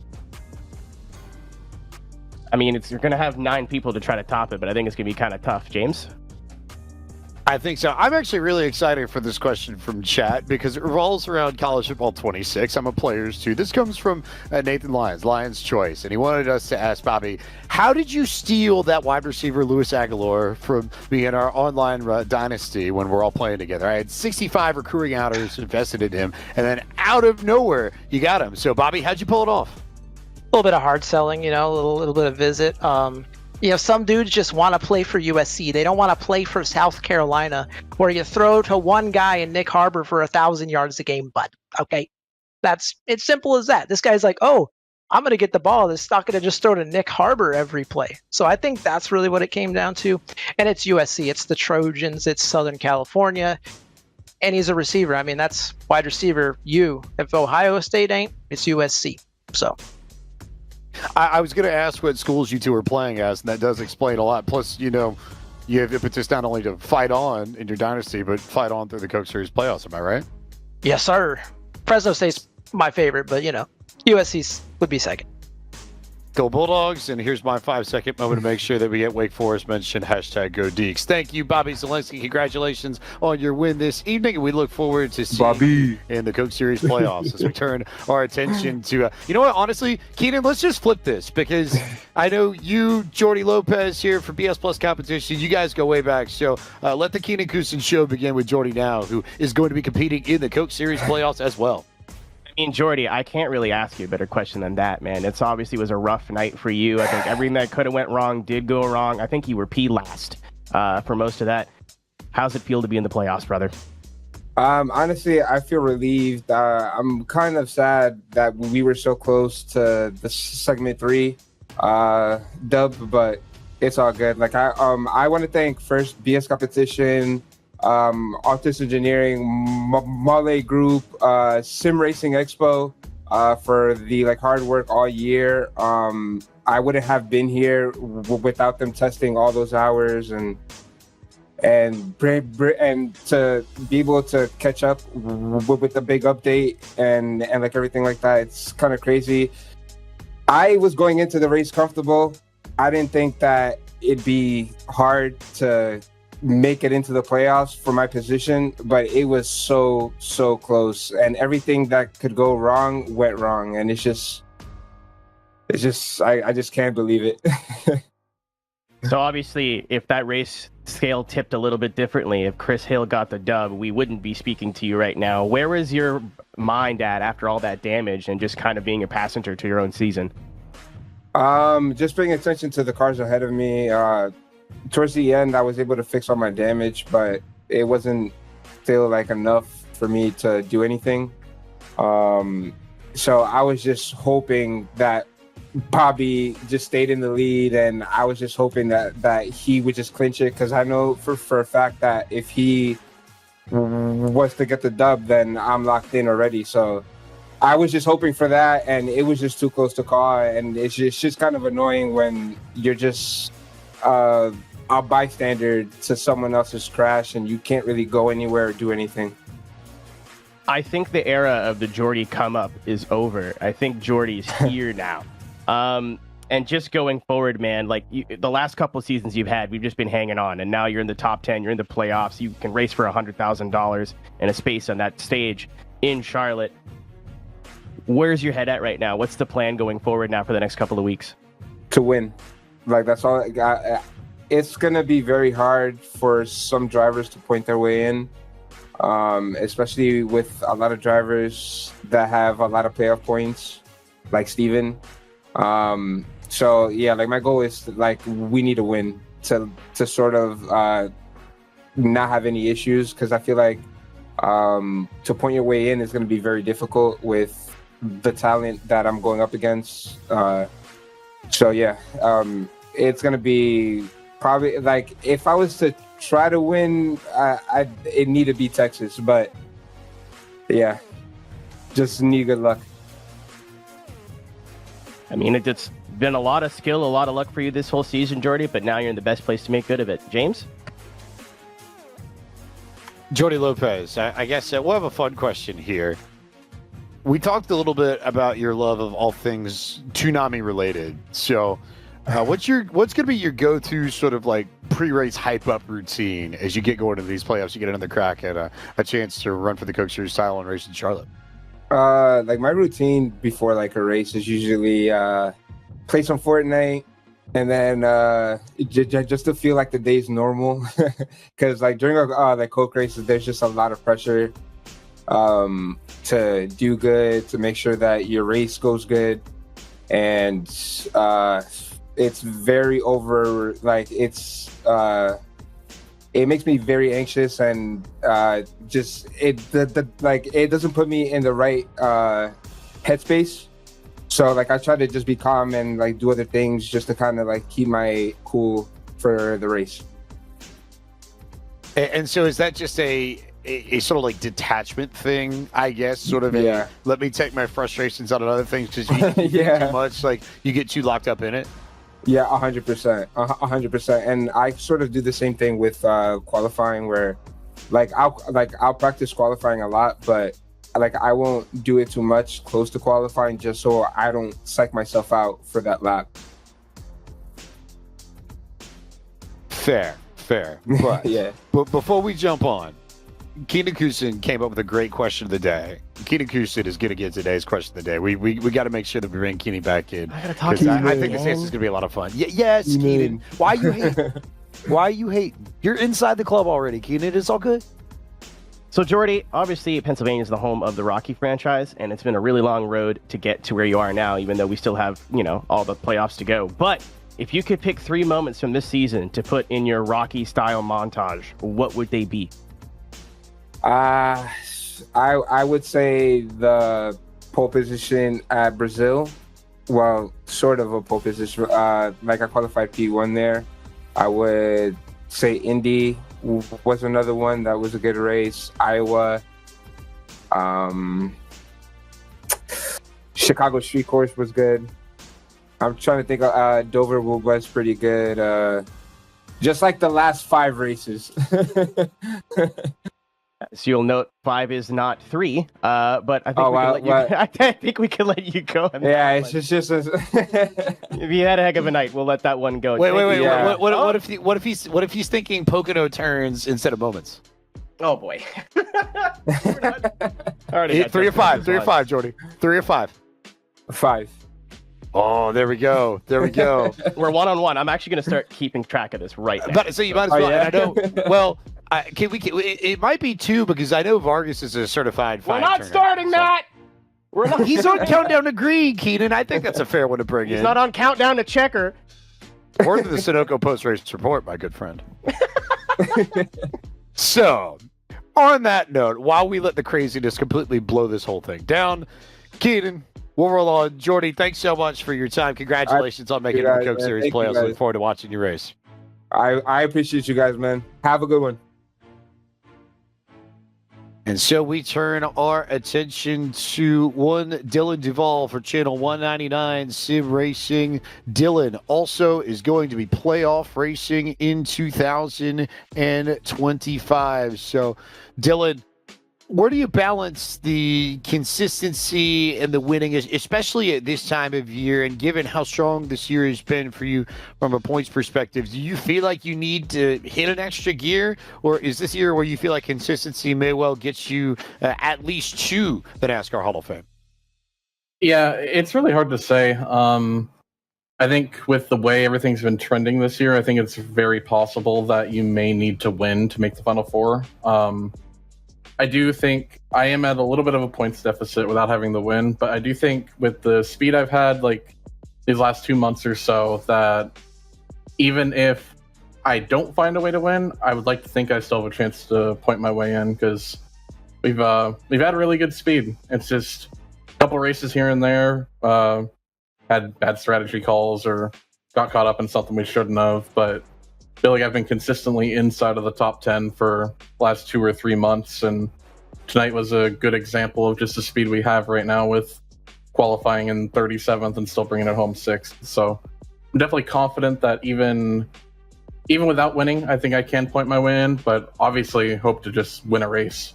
Michigan was a really good one for me the last couple of years, so definitely have Michigan circled. Keenan, Michigan is close to Ontario, right? So you got to like that equivalent, right? I mean, Dylan, you're Canadian. Is Michigan close to Ontario? You want to educate James on basic geography here real quick? Yeah, but Michigan is not very close to me, so I don't know if the math is math in here. I said Ontario, not Nova Scotia. Thank you very much. I'm very aware that Halifax is a bit of a ways. Well, Dylan, obviously tonight was not as straightforward. You're in the playoffs now, ended up P9, but Chris Hill tried to throw a wrench in the whole plan there. How much of that were you paying attention to, and how much of that was on your mind where you still have to navigate Pocono for 60 laps? Yeah, no, it was the whole last 2 weeks leading into this have been super stressful. At Indy, I had what I felt like was the top 5 pretty much on lock, and then we made the wrong strategy call, got caught up in a wreck, and threw away like 30 points there where we really shouldn't have. So coming in, it's been a little tough mentally, just like knowing that I shouldn't have really been that close to the cut line, and I should have been more in like a situation like Jordy was in coming into the night. So that was definitely really stressful. But no, I just think just really fortunate that everything worked out the way it did, and the race went well. But yeah, it was pretty much from the crew guys. It was like a lap by lap update. Like I wasn't so much worried about the people in points behind me at that point, because I knew coming in I basically just needed to run top 10 regardless of anything else, as long as there wasn't a new winner. But with Chris Hill up there battling for the win, it became a situation to where I was actually racing Jordy for the spot, and that's what I was more hyper focused on, was trying to see if I could outpoint Jordy, which I don't know. I'm pretty sure we ended up tying. I don't know who ended up with the tiebreaker, but yeah, it definitely would have been it would have been pretty insane, honestly, if Chris Hill won the race. And I don't know who would have been in, who would have been out, but thankfully we're in regardless. So definitely happy about that. I think the call on the field was you were tied and you got the tiebreaker based on tonight's performance, but that is very unofficial. James Pike, you have a question from the audience.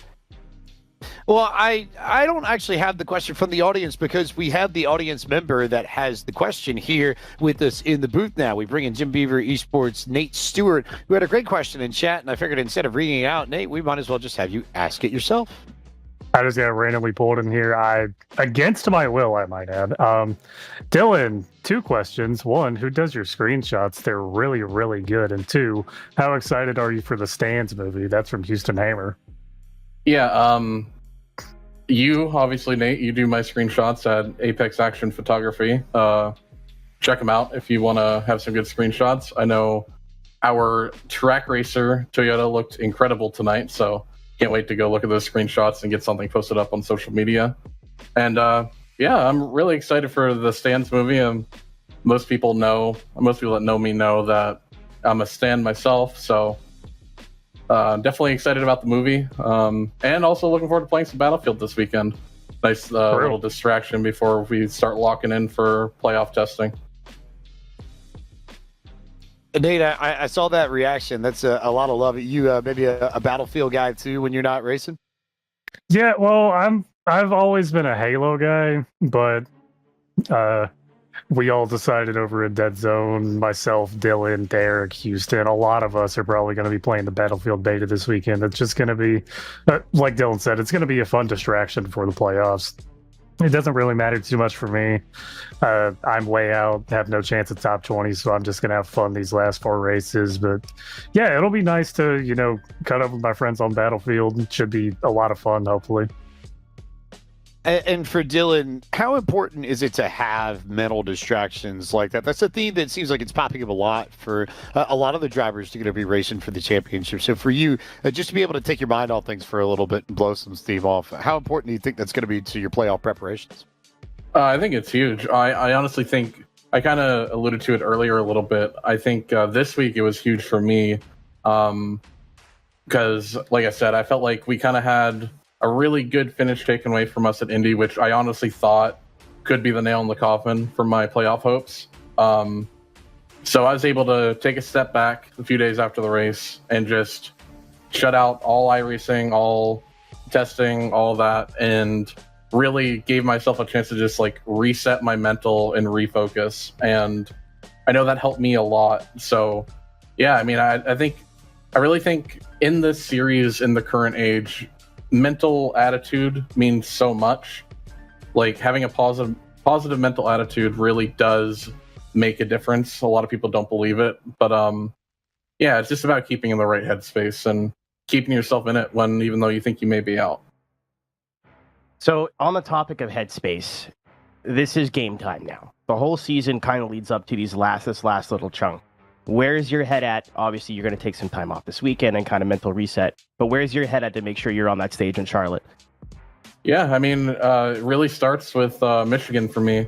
Michigan's a race where I've led laps in, I think, every race we've gone there in the last 3 or 4 years. And I feel like I had a legitimate chance to win it last year and the year before, and just had some like bad strategy calls and stuff to kind of take us out of it late in the going.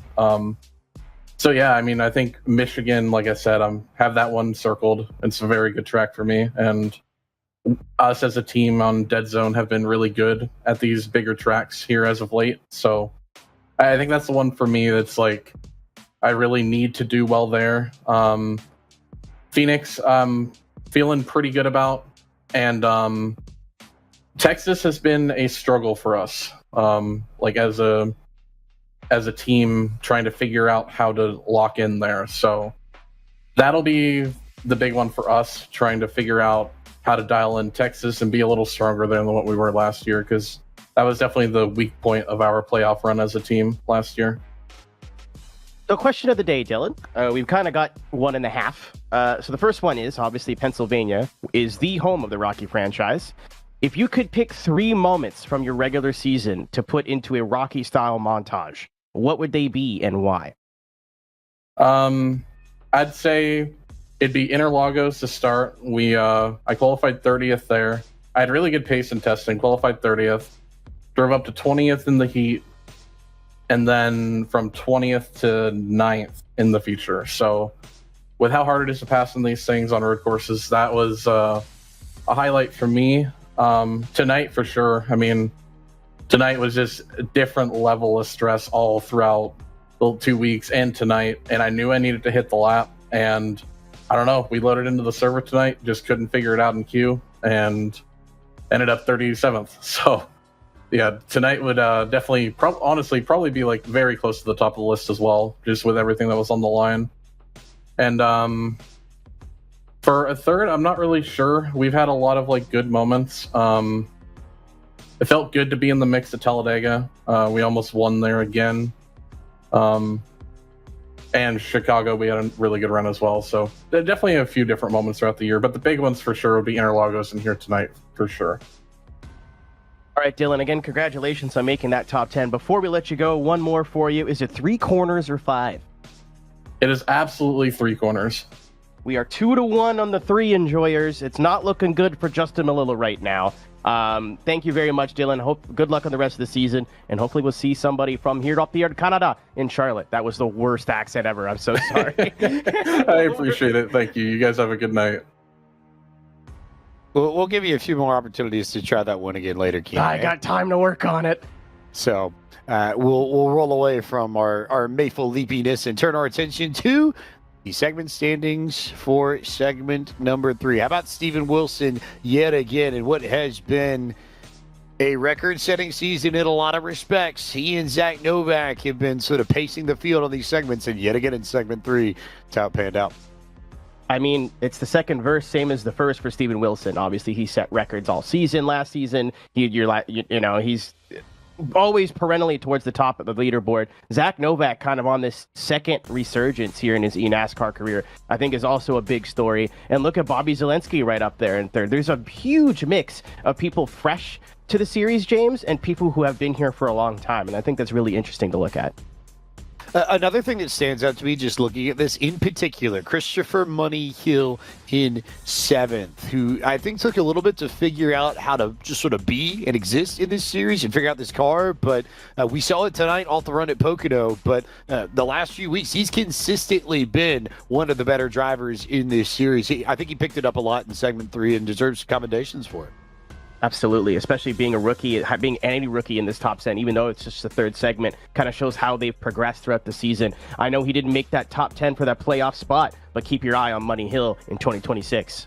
Another rookie to look at, I think, going forward, Connor Yarashak. He's been pretty consistent and solid for Latardo Esports. Also comes away 10th in the segment standings. But let's turn our attention from the segment 3 standings to another driver who will be competing for the championship in 2025. And it's the driver who took home the Dale Earnhardt Jr. Cup in 2024. Parker White from Atlassian Williams Sim Racing now joins us. So, Parker, pretty simple question, I think, to start. You've done it before. What's the blueprint for you to make your way through these playoffs and have the opportunity to do it again? I mean, obviously it's hopefully a win.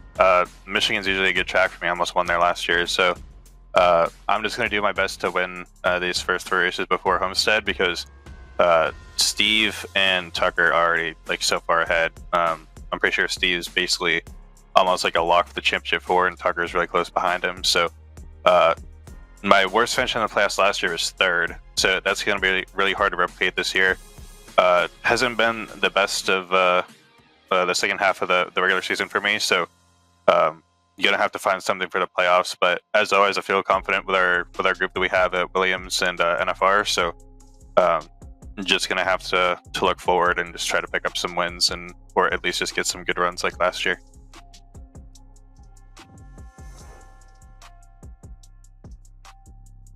I wonder if Justin Malillo has anything here. I know he's got plenty. He loves to think about his questions, so be prepared. So, Justin, do you have enough prep time this time? Yeah, I have plenty of prep time this time, but these guys keep answering all my questions. I have like 3 or 4 questions right in front of me, and whatever you ask them first is what's going down. So, I guess I'll ask one off the cuff here, Parker. Would you consider this season to be you didn't get a win last season before you won the championship, right? That's kind of the same thing here. Well, it is the same thing here. You didn't get a win in the regular season this time either. Better regular season, worse regular season. What's your thoughts this year over year? It's kind of hard to tell, to be honest. Like last year, I didn't start as good as I did this year. Like I know, like you'd been posting on socials earlier this year. Like my top 5 streak went from I think Michigan last year all the way into like Rockingham this year, which was quite a few races. So started really strong at Daytona with a P2, just kept on racking up those top 5s, and then lost a little bit of it like halfway through the regular season. So I would say maybe last year was better for me actually, because I was able to carry more momentum into the playoffs. Of course, I feel like we've had some good finishes these past couple races, but I had some really good finishes last year before the playoffs. And then unfortunately, I remember last year I got crashed at Pocono. So, but yeah, it's hard to tell. Regular season the past few years has been very good for me. Obviously, I've made it on points both years. So, honestly, probably this year will be better just with the way it started. It's really just all about carrying the moment into the playoffs. So, big night for numbers over with Justin Malillo. So, speaking of which, Parker, nobody in the playoff era has ever been able to go back-to-back. Only one person in the history of the series has been able to do it. What's it going to take from the 95 camp to be able to pull that off? Well, first of all, we got to make it to Homestead. We got to make it to Championship 4. So it's going to be all about either getting a win in one of these first races or putting a really good playoffs together, because obviously with me not having to win in the regular season, I'm going to start solid at 2,000 points. It's going to be a bit hard to catch those guys have wins. I think like Steve and Tucker, they're pretty much out of reach unless something like catastrophic happens to them and I get some really good finishes. So it's just going to be about putting some good finishes together and hopefully getting a win in one of these first 3 races to actually get to Homestead. And then if I do get to Homestead, I feel really good at Homestead. I mean, last year I put in a lot of laps, qualified up front, ran up front all race, and was in a good spot. So just going to have to do that all again. It's more of a personal question. I see that big boy sitting behind you, the girthy lad, if you will. Is that a carry-on thing? Do we have to check that in the airplane on the way home? Like, what is that? What's the plan on getting that back home again? Yeah, I assume you're talking about the trophy, but yes. Yeah, the trophy has to be shipped to me. So the trophy they had last year actually was the backup trophy, I guess, because my trophy was actually in like Nashville or something. I forget where exactly it was, but yeah, they had to ship it to me. It came in this really big crate, and I was actually racing the Daytona 24 this year on iRacing, and Daniel Falcon was at my house, and he's the one that actually unboxed the trophy for me. So I don't think there's many people that know that, but yeah, that was pretty cool. I was talking about the trophy, but that chair does look pretty comfortable now that you mention it. Question of the day, Parker. We've asked this to everybody, or obviously we're going to ask you. Pennsylvania is the home of the Rocky franchise. If you, my good sir, could pick 3 moments from this season to put in your Rocky-style montage, what would they be and why? 3 moments from this season? I'm not really sure, to be honest. I'd have to look at my race recaps, but I don't know. There's just been so many things that have happened this season. I haven't really even been like keeping track, to be honest. So I really don't know if I could answer that, to be honest. I mean, I kind of get that. Well, a backup question. We got, of course, if I know nobody got me, Heroes Motorsports got me. Would you be open to the idea of running like a Lightning McQueen scheme, or do you think Casey Kern would sue you for copyright infringement? Wait a minute. Hold on. Wait. Chris, if you're watching the broadcast, my friend Chris just made me a Lightning McQueen scheme like last night, and I read it in our mock race. It's really funny you asked me that. But yeah, maybe I could talk to Williams and actually run that paint scheme for us. That'd be cool. And of course, before we let you head out, Parker, again, lots for you to think about here in the next coming weeks. But one more thought about tonight: is it 3 corners or 5? Well, I think I'm gonna go with 3 corners, to be honest, because I was lucky enough to be able to do media at Pocono this year, and I got a lot of photos of cars going past the what turn 3 or what turn 4 sign. So I think I got to be on team turn 3. Justin Melillo is punching the air right now. Well, thank you very much, Parker White. Good luck for the rest of the season. It's always nice to have you up here, and hopefully this is not the last time we speak to you before the end of the year. Good luck, man. Have a great night. Thank you, too.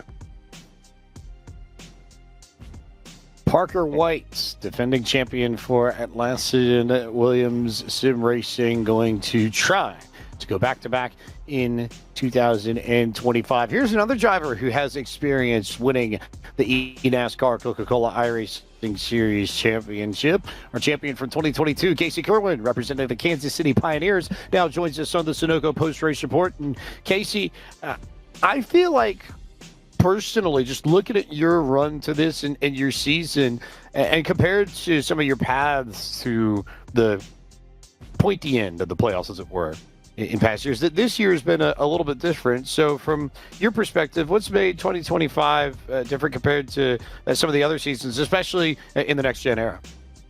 Well, I mean, what's made it really different is you had Steven and Tucker winning a bunch of races, so it actually left spots open, thankfully, for people like me on points. But yeah, I don't know. I feel like, honestly, my seasons felt pretty similar in ways to 2022, where, like, I feel like I don't really remember fully of 22, but I feel like I remember running, like, consistently, like, 3rd to 7th most weeks and just never kind of put it together until the end to get into the playoffs in 22. And it's kind of felt like that, except just without the win part. Yeah, but I mean, I think if you take the 3 races or 4 races it's been that, we were in the top 5, top 10, and, with late race stuff got wrecked and ended in the 30s, I'd be, close with Steven and people like that. Obviously, they probably had some bad races, but, like, I feel like consistently, if you look at average running position, I feel like we're probably up there. Just haven't really had the results, but whether from bad strategy decisions or bad luck, hopefully we got it all out of the way and can win in the most important time now. Casey, is that win going to be necessary? Because you did punch your way into the playoffs, and when you did win your championship, you didn't need the win to get the championship. So do you have one of these next 3 races circled at Michigan, Texas, or Phoenix, or do you think points is possible? I mean, yeah, points are possible still, but I think it's much harder than it was before, just because, Steven's, I'm probably already 40 or 45 points behind Steven or something like that. So, you're just kind of, knocking your chances down a bit. I think in 22, when I made it, I think the person who was the 1 seed maybe had a 10 or 15 point lead max. I don't think it was anything more than that. So we were all started a lot closer. So yeah, I feel like that'll make it just more difficult, just in the sense of, like, less opportunity of, if people run bad, to, like, be in front of them, just because Steven and Tucker and Vicente as well kind of have pretty big buffers. But I mean, at the same time, there'll be at least a spot on points, maybe 2, who knows, and hopefully at least if someone's winning, it's Steven who's at the top anyway. So yeah, we'll see. I think there's still obviously a spot, maybe 2, and see how it all works out. But yeah, with the way the races have been, anyone just gets track position late could steal one. So, all right, Casey, again, thank you for coming up here and hanging out with us. It is game time now. Obviously, the whole season's kind of led up to this moment. You have these races to make sure that you are in that Final Four in Charlotte. What is the game plan for the 24 car? Run really good. That's pretty much what we can do. Yeah, I always, I feel like that was a statement or a saying I said a lot last year when I was trying to point my way in. People be like, "Oh, is it a must win?" I'm like, "No, it's a must run really good," which is kind of the similar statement like we were saying, with Steven and everyone kind of having, or Steven, Vicente, and Tucker having a pretty big gap on points. Where, yeah, in a must run really good, to not, not need a win, we'll have to run really good all three. We probably don't have a mulligan, so. Yeah, just run really good and hopefully make good decisions strategy-wise and my driving-wise, and yeah, see where we shake out. As somebody who's been there, you've been on that stage before, and I think it's a lot more common in traditional esports to have live finals or live stuff. How is it racing in front of an audience? How is that different, obviously, from racing at home? Yeah, I mean, it's just different, more from like the ambient kind of just, I don't know, you could, even though you're kind of, tucked in with your monitors and stuff, you still have your peripherals of, people around you. You're in a giant room of the Hall of Fame. So, the ceiling's way up there. Like, even just stuff like that, you kind of notice you're just in a different environment. Yeah, and I mean, for me, the noise wasn't too bad, but I specifically remember the restarts when we were 4 wide and stuff, hearing the crowd get animated, and most specifically, when I kind of had the lead with 20 to go, I could oftentimes hear the announcers say contact or something like that. That would definitely, I'd hear that and get scared that there was going to be a yellow. But it's just cool, especially for me, as well as I'm sure, other guys have had their families come out and stuff. But for me being local, there's just also just get to do it with a lot of people that I know around is cool. And hopefully, I can have the opportunity to do that again. And not a far rip from you from Matthews, North Carolina. No. We have question of the day, Casey. This one is a bit of a doozy for some people. Parker gave us a all-timer answer of I don't know. So try to do your best to top that one. Pennsylvania is the home of the Rocky franchise. And if you could pick 3 moments from this regular season to make your own little Rocky montage of, what would they be and why? Rocky meaning rough? No, like the movie. Like the guy who punches people and he talks funny. Oh, I'm uncultured. I didn't even get that. You're a child. My bad. I only watch Cars. That's pretty much my entire. It's got a whole DVD rack of just Cars. That's pretty much my entire That's all I know. Anyway, yeah, 3 moments. Rocky moments. So like fighting through moments, or that would represent your season the best. You think? Oh, okay. Probably all the races where I was running top 5 and then late caution and wrecked. I feel like that's what I felt like the most, but I don't know. Outside of that, I feel like I've also executed well. I don't have a great memory, to be honest with you. There's probably been some good races or good moves I've done that I can't really think of. The only ones I can really remember are, I think it was Richmond, Iowa, and Indy was another one where ran top 5, top 10, late race restarts, split strategies, got wrecked. Some questionable cautions that brought some of that stuff out. But anyway, yeah, those are the ones I can remember, so those are the ones I'm gonna go with.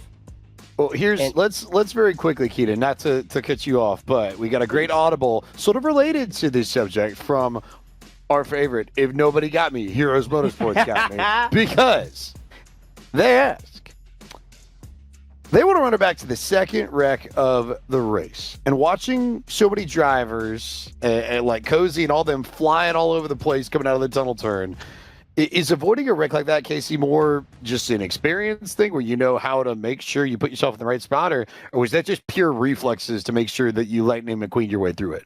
Yeah, that one was a good call by Gonzo, my spotter. He kind of immediately was yelling like they're kind of all over the place, just check up, like either direction at that moment was kind of rough. So I just kind of checked up, and then after that you kind of drown the spotter out, and then you're just gonna have to react. And I just kind of noticed at the same time that one guy was going right, one guy was going left, and if I hook a left, I'm just plowing into people next to me. So I just still was checking up and just held the wheel straight and just kind of gauged the speed and drug a little bit of brake to sneak through it. So yeah, it looked really cool. I think in my head it didn't seem like it was that hard, but I'll take the credit for it. But yeah, I think I was just in a good position anyway. Like if I was at the fence or something, it would have been a lot harder to avoid. I just kind of was in a good spot to begin with when it started. So yeah, shout out Gonzo though. Final question for you, Casey. How many corners does Pocono Raceway have? 5. 5? No question. Yeah. It's no question. not 3. It's Not definitely 3. 5. Is it Long Beach? Is it Long Beach Meadow Corners? No, I think Long Beach is like. I don't even. It's weird. As much as I do Long Beach, I don't even know what the technical corner numbers are for Long Beach. You At think, least but 3. I I just call them like turn 1, fountain, corner after the fountain, the corner after that, and then corner before the convention center corner. I just go off of that. I don't know the actual numbers. So what you're telling us is we need a Brad Perez style corner map with all the names on them. There is Yes. is what you're saying. Okay, That's what I need. All right. Yeah. I like that. Okay, Keaton. All right, I think we're good. Yeah, again, thank you, Casey, for speaking to us. Hopefully we'll get to talk to you as well at the finale in Charlotte, and have the best of luck for your playoff endeavors. There's Casey Kerwin for the Kansas City Pioneers. Here's a look at the team standings coming into, I suppose, the final 4 races of the year now, and it is pretty much heads up between Channel 199, Duval and Novak versus Femi Olat and Steven Wilson. And we see a late rally from ERA Esports at Lashley Williams Sim Racing, KC Pioneers, Little Blind Esports. You got a few that are in the mix there, but the focus will very clearly be on those top 2 teams going into the playoffs, because that's worth something too. I don't think it's talked about enough, too, that I believe Channel 99 Sim Racing's in their sophomore season. So to come into the Coke Series, which is very competitive, look at a lot of those names there, not just names that you would recognize in the NASCAR space. William Byron Esports, obviously, is first one there. Kevin Harvick Incorporated, Latart Esports, but also in the sim racing space of BS Plus Competition. Williams Racing up in 4th place. There's just juggernauts all over the board there, and they're at the top of the board. So I'm assuming the boss man, TP's got to be real pleased about that. I would think he would. Been a pretty good week also for TP and William Byron Esports too. Got to show some love to Willie B, get the job done in Iowa as well.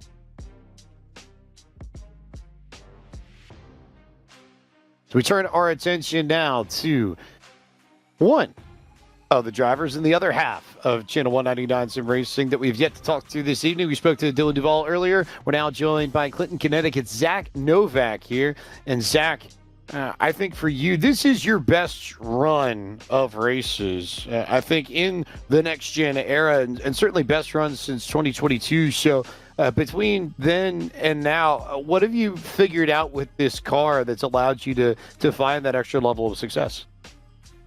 That's a tough question to answer. I would say, honestly, what I figured out is just how I don't like running poorly. So, it's kind of been, a big adjustment period, over the last year or so. Just, really understanding that, it's adapt or die in this series.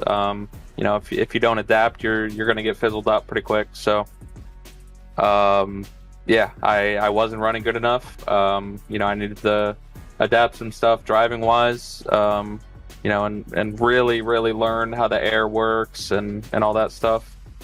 And then on top of the fact of, just the behind the scenes changes that, I'm sure all you guys know about and we've talked about. So, just a lot of change has kind of put us in this spot. And I think, I guess to really answer the question, change is the biggest thing I've realized with this car and just iRacing in general.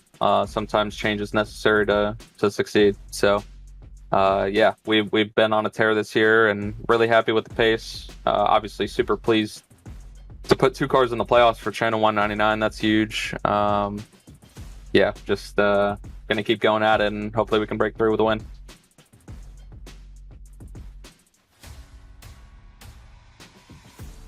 Was muted. My apologies. Hey, Zach, congratulations on making the playoffs. You already knew that, though. Back for the first time since winning the championship in 2019. You didn't get the win yet. I say yet because I still believe in you. I still think you got that win coming at some point this year. But do you need it? Can you points race your way into the championship 4? Or are you looking at Michigan, Texas, Phoenix? Do you have any of those 3 races circled? Or are you just going to point your way to another championship this year? For whatever reason, Texas seems to be a pretty good track for me. So that's probably the one of these 3 that I have circled, thinking that, we can go and just flat out dominate the race. Hopefully that's the case. That'd be nice. But yeah, I don't know. Even when I was racing for the championship in 2019, we didn't have this format where a win locked you into anything. I do think the playoffs worked like that. Could be wrong on that, but I think that's how that worked. So pretty much that whole season I was points racing as well, even though we had 4 wins. So I think that's my strong suit, is points racing. And I think we've obviously had really good cars to run top 5 pretty much every race. So if we keep bringing that, then points racing's pretty easy when you're running up front consistently, I think. So yeah, I think either way we're gonna have a chance, whether it's winning our way in or having to do it the old-fashioned way with some points. Not only do you have to worry about this potential points battle to make the championship 4, tonight Channel 199 Sim Racing jumped back ahead in the team standings against Spire Motorsports. You guys kind of got a leg up.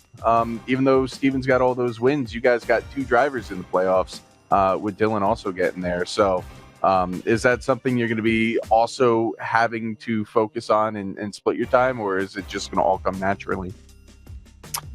Well, I think I think it'll all just kind of come naturally, right? Like Dylan works his butt off every race, and I try and do the same. So, if we show up with cars that are good enough to win like we have all year, then we don't really have to worry about the team championship. I think that'll just come with good results. So, just keep doing what we've been doing all year, and really just don't change anything up, and I think we'll have a really good shot at it.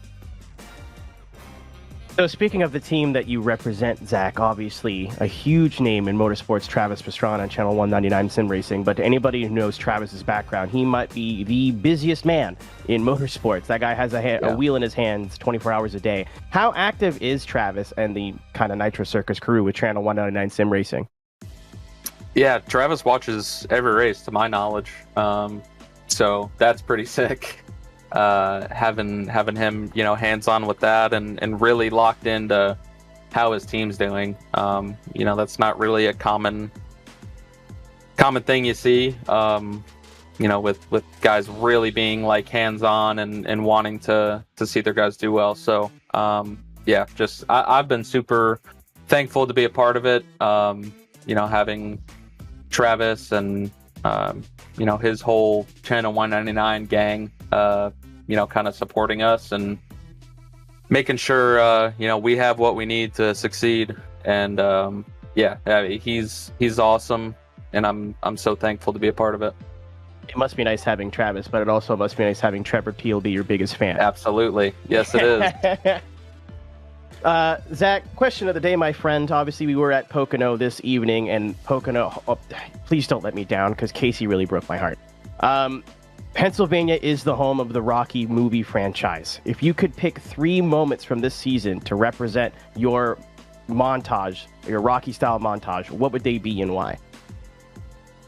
Damn, gotta make me think here. I'd say in the movie. Good lord.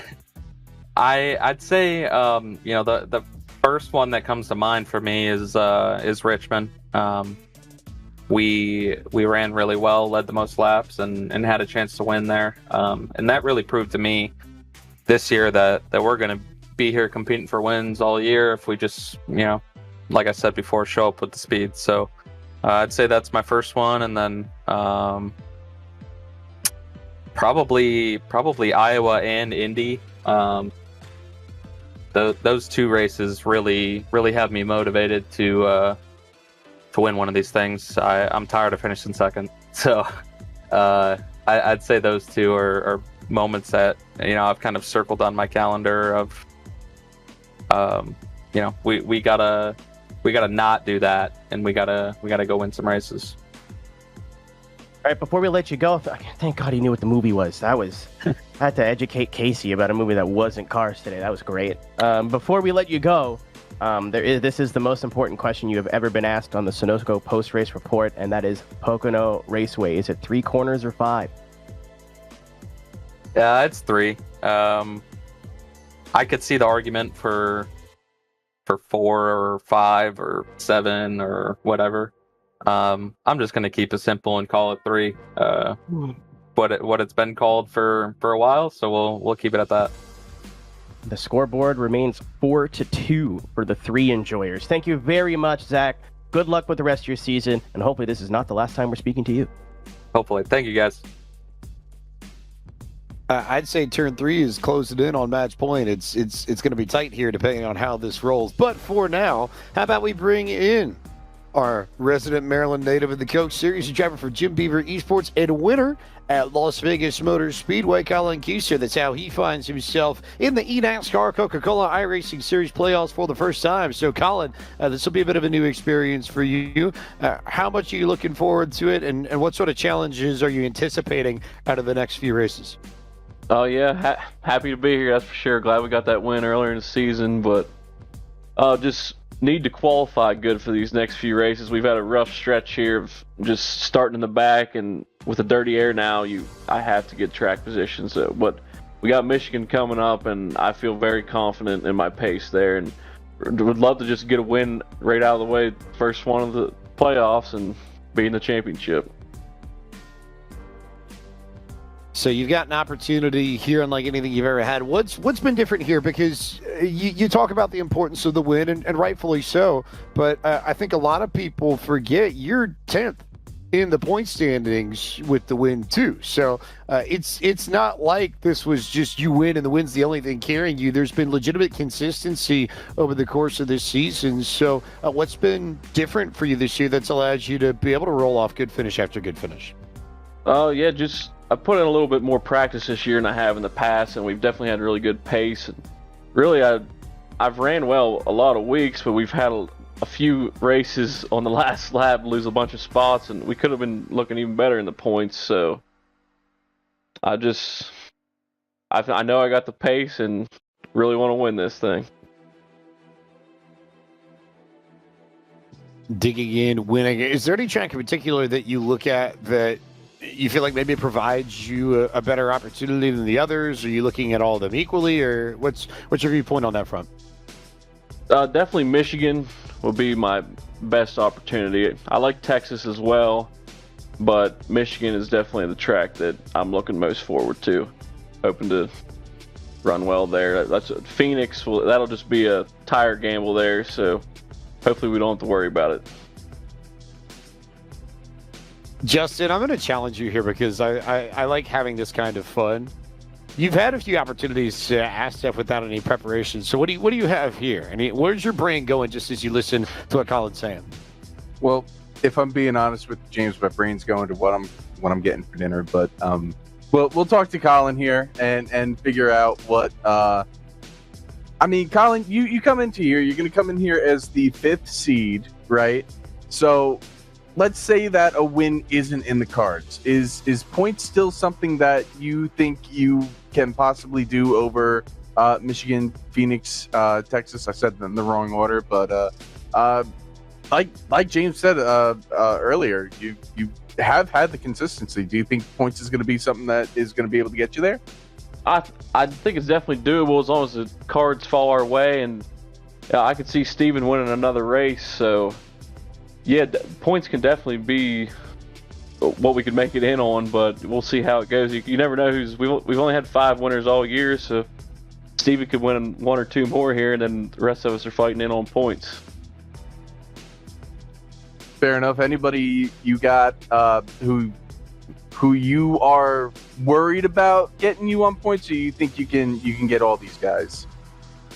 I think as long as I run as well as I believe I can, I think I can beat any of them. But like I said, it's just all about your strategy and track position, and just a little luck fall your way as well. So obviously you're thinking about your own team, Colin, or you're thinking about the 15 car, but you do have the opportunity to bring Jim Beaver Esports into the playoffs, especially returning to the series this year. What does that mean for you? That means a lot for me. Like I said, Jim just came back to the series, and I'm glad to be able to put him right back in the playoffs. I'm sure he's happy too, and hopefully he wants to stick around and be back next season as well. So now, we've heard a couple different opinions from different drivers. I'm interested to hear your take on this. This is a serious question for now, by the way. Is this regular season being over and the playoffs starting, is this more of a mental reset for you? Are you going into another season, let's say? Or is this packing off the momentum of your whole season up to now? I'd say I'm going into a fresh start, just because the last few races for me they've been rough and we haven't ran very well, so I'm just starting fresh here in 2 weeks and ready to go at it. So, I'm relying on your basic knowledge of films here, Colin, so stay with me. Casey Kerwin will never forget the day he let me down. Pennsylvania is the home of the Rocky franchise, and if you could pick 3 moments from your season to represent you in a Rocky-style montage, what would they be and why? Obviously the win at Las Vegas. That was a motivation for the whole season. Getting that win earlier in the year and knowing we could lock ourselves into the playoffs. I'm trying to think what else. I haven't had that many good moments this year. We've just been average other than that win. I would say getting that good finish at Dover as well. That brought my confidence back for sure. We had a rough couple races there, and I felt like I had the speed to win at Dover. I just was worried about blowing a tire and ended up just saving too much. And then Iowa was another one. I started shotgun to the field there, and we had to drive all the way up through the field in the dirty air, and we were able to bring home a top 10 at that place too. So I'd say those 3 races were my Rocky-style moments. Well, and before we let you go, Colin, obviously enjoy the rest of your night and get ready for the next 10 races. Question that we've been asking everybody is how many corners, 3 or 5 here at Pocono? I gotta go with 5. Hey, finally, we're the race is closing. The 3s were 1 underway with it, but we're 4-3 on the scales here now. So, Colin, thank you very much. Thanks for hanging out with us, and we'll see you in 2 weeks' time. Sounds good. Thanks, guys. It's not over yet for U-Turn 5 fans. There's still a chance, but it depends on how the rest of our Sunoco post-race report goes. And so from there, we turn our attention now to Chente Salas, who had a pretty big weekend, made his debut in a late model in the Cars Tour, and comes back to the virtual world and runs in the Coke Series and has himself a playoff spot by virtue of his best individual season so far in his Coke Series career. 2 wins, highlighting the top end of the campaign. So, Chente, how much of this is just sort of a reset to make sure that you're ready? And now that we've hit playoff time, how do you mentally adjust to make sure that when we get to Michigan, you're ready to try and get a win and lock yourself into the 4? Honestly, I think we need to just keep doing what we're doing. We were up front there at Pocono until the wreck happened in the tunnel. We were 7th or 6th, something like that. So we're in position there, just kind of unlucky with, where that wreck happened. And then, for Indy, we were closing in on those guys that were saving fuel, and we would have had that race won if not for that late yellow with like 6 to go. So I think we're doing all the right things. We just need to, kind of lock back in on closing these races out, because we've been too fast and too consistent to let it slip here in the playoffs. So it'll just be about building that momentum again, making sure we're consistent here through the first 2 races, and then I've kind of got Phoenix circled after last year, so we'll see how it rolls. Does the real life experience you gained this year, running Xfinity, running trucks, running late models, does that sort of pressure cooker that those sorts of races tend to be, does that help you here? Has that mentally prepared you a little bit for what to expect in the Coke Series playoffs? Oh yeah, absolutely. I feel like those races in real life are just really, really chaotic, and you're essentially sitting in a sauna for 2 to 3 hours if it's an Xfinity race, at least an hour and a half if it's a car tour race. So sitting in those conditions and then being able to come back here and sit in my own home, we got nice air conditioning and all that stuff. I feel like it kind of makes me a lot more comfortable here, and especially mentally, it allows me to have a better chance and a better feel for being locked in. So I feel like those races definitely contribute to the iRacing stuff. Justin Malillo, I know you've got a lot of knowledge that you can drop here with Gente. This is a driver who's grown substantially since his first win in this series back at Richmond in 2021. I'll just point out that in last year's playoffs, you were the first one out. Going into this playoffs, you've spoken many times on what you need to do to be able to get there. Is that plan still in place in getting yourself to that stage in the Hall of Fame? Yeah, absolutely. I mean, I think we started out this season, we were really, really competitive, and I saw it a couple times in your articles. I feel like we were always starting really well and we were running well through most of the race, and then something would happen at the end. And I feel like that's kind of what's happened these last two races. And, I can pinpoint why. For me, I let a couple spots slip, and if I didn't let a couple spots slip tonight on one of those restarts, I wouldn't have been in that crash. And then it's the same thing in Indy. We made the call to pit, and that ultimately put us about 15th, 16th, and we got involved in a wreck. And, Steve was, I think, one of the first or second people to stay out, and we were ahead of him, and he ended up winning the race. So, we've kind of learned from our mistakes the last couple races, and, I don't think we're going to make those in the playoffs, and we just have to be mistake-free. We have got to capitalize and close on these races. So just to expand on that, Vicente, obviously you've had a pretty solid season. You're coming into the playoffs now. Is this more of a mental reset for you, or are you trying to carry the momentum of the back half of your season into these last 10 races? Oh, I think we're absolutely trying to carry the momentum. I mean, I think over the last 4 or 5 races, our average starting spot has to be, 2 or 3, somewhere around there. So, we're hitting it right on the marker with where we begin.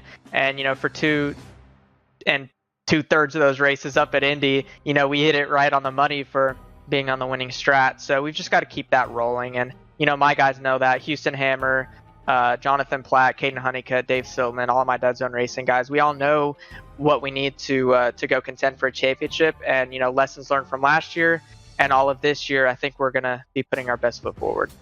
As we take a look at the unofficial playoff standings, Vicente, looking at those 9 other names, is there anybody who stands out there to you as your biggest competition, your biggest rival, your Apollo Creed, if you will? I think it's going to be myself. I feel like I'm going to be racing myself. Previous instincts of being really, really aggressive, we're going to have to calm those down and, stay in check as to what we've been doing this year. But, I mean, I feel like this year I've just been trying to race myself, what I'm capable of and what I've been doing. So, we're just going to have to, like I've been saying, stay dialed in, race our own race, and, come out on top. This is the voice of a man who's clearly been media trained, ladies and gentlemen. Does not want to start any beef with anybody else. Vicente, before we let you go, obviously on that topic, Pennsylvania is the home of the Rocky franchise. This season, if you could pick out 3 moments to kind of make a Rocky-style montage of, what would those 3 moments be? I mean, honestly, probably number 1 would be that finish at Chicago. That was pretty chaotic. Number 2 for me would have to be Dover, playing that strategy. We kind of ended pretty good there. I didn't get any testing for that race. I showed up on Monday. The Dead Zone Racing guys did a great job of preparing the car. I was not home, and that was pretty surprising win. And then I don't know what the next one would be, but I feel like I've probably had some pretty egregious wrecks over the course of this year, so probably one of those crashes. But nonetheless, I can't thank everybody at Canaan Esports, everybody at Miramar Financial, Dead Zone Racing, everyone that supports me for making this program go around, and I'm excited to chase a championship in the playoffs. Before we let you go, probably have some dinner and kind of get ready for these next 10 races. Vicente, is it 3 corners or 5? I think it's 3, because the people that try to label it 5 don't count the tunnel as 2 turns. So it's either 6 or 3. So I just go with 3. I just call it 1, 2, 3. We've had obviously some repeat answers, James, but everybody's kind of given different reasoning tonight. Very interesting. This is true, but I think, Keenan, you can check me on my math, but that makes it 5-3. So I think the 3-turners just clinched with that, did they not? It is 5-3, but I have a plan for that after. Oh, man, we're going to have like bonus stars like Mario Party in this, aren't we? Yeah, don't worry about it. Something like that. Okay. Well, we'll see what Keenan is cooking up later. But for now, Sensei, thanks as always for your time. Congratulations on making it to the playoffs, and we look forward to seeing you chase after a championship. And so from Chente, we turn our attention to William Byron Esports' Tucker Minter, who started on pole after Bossman got the win in Iowa over the weekend, and will enter these playoffs with a healthy smattering of wins. 3 of them, which is good for the second highest total in this series in 2025. So, Tucker, there are more than a few drivers who, over the course of this post-race report, we talked to, and they specifically mentioned you as one of the drivers that is going to be a factor in how this championship battle plays out. So now that you've got maybe a slightly larger target on your back, this is, I would say, really your first go at the playoffs where everybody knows what you're capable of. Does that change how you approach it as a driver? I mean, I don't think so. I mean, I feel like last year I was running just as well, and we were running really good in 2023 too. I guess it was my rookie year, so maybe I was discounted. But last year I felt like we came in from just the same position of strength, and so I'm not really worried about I guess having a target on my back. I'm going to race the same way, and we're going to do everything we can to win and clinch our way into the finale at the Hall of Fame in Charlotte. Do you approach these playoffs from a track perspective any differently than you did in 24 or 23, given the lineup of tracks that we have? No, I mean, we have pretty much the same tracks as last year. Michigan, I always seem to get burned on strategy, so that's annoying. But with the way that the car is now, I think that's the biggest thing that you're going to be taking into account. You can't move around as much, and the race isn't really in your hands as much because you don't have as much tire wear to factor in, and taking care of your tires and managing better than people around you. It's a lot more of a track position race right now. So just comes down to the work that you can put in throughout the week. My team, all the Altus guys, have been working really hard, and I know that we're going to keep that up in the playoffs. We had a super strong showing tonight. I just gave away a good finish basically for something to do, but all my teammates ran well, and we all had a lot of good speed. So just trying to keep that momentum going to the playoffs. Sometimes the strategy doesn't work out, Justin Malillo, but no doubt that Tucker showed a lot of speed there. Yeah, absolutely. And Tucker, you're entering this playoff run plus 10 to the cut line with your 15 playoff points from your wins. Do you think pointing your way in is a possibility over these next 3 races at Michigan, Texas, and Phoenix? Or are you going to have to get a win? If so, which one of the tracks do you have circled? I know you have that win at Phoenix from 2 years ago. Yeah, I mean, I feel like we can be strong at every track. Obviously, winning at Phoenix, that was huge. We had a ton of speed that year, but I feel like we've been really, really good at Michigan, and just gotten, like I said earlier, burned on strategy. Last year at Texas, I think I could have won if I hadn't started 37th or 39th or wherever it was. And then, so I feel good about the tracks we're going to. I think it just comes down to putting yourself in the right position. I think points are going to be a little bit tricky, just because Steven has such a head start. I finished second in 2 segments, so I kind of wish I had those playoff points. But I think it's possible that we have 3 winners, and then it just comes down to if Steven's one of those winners.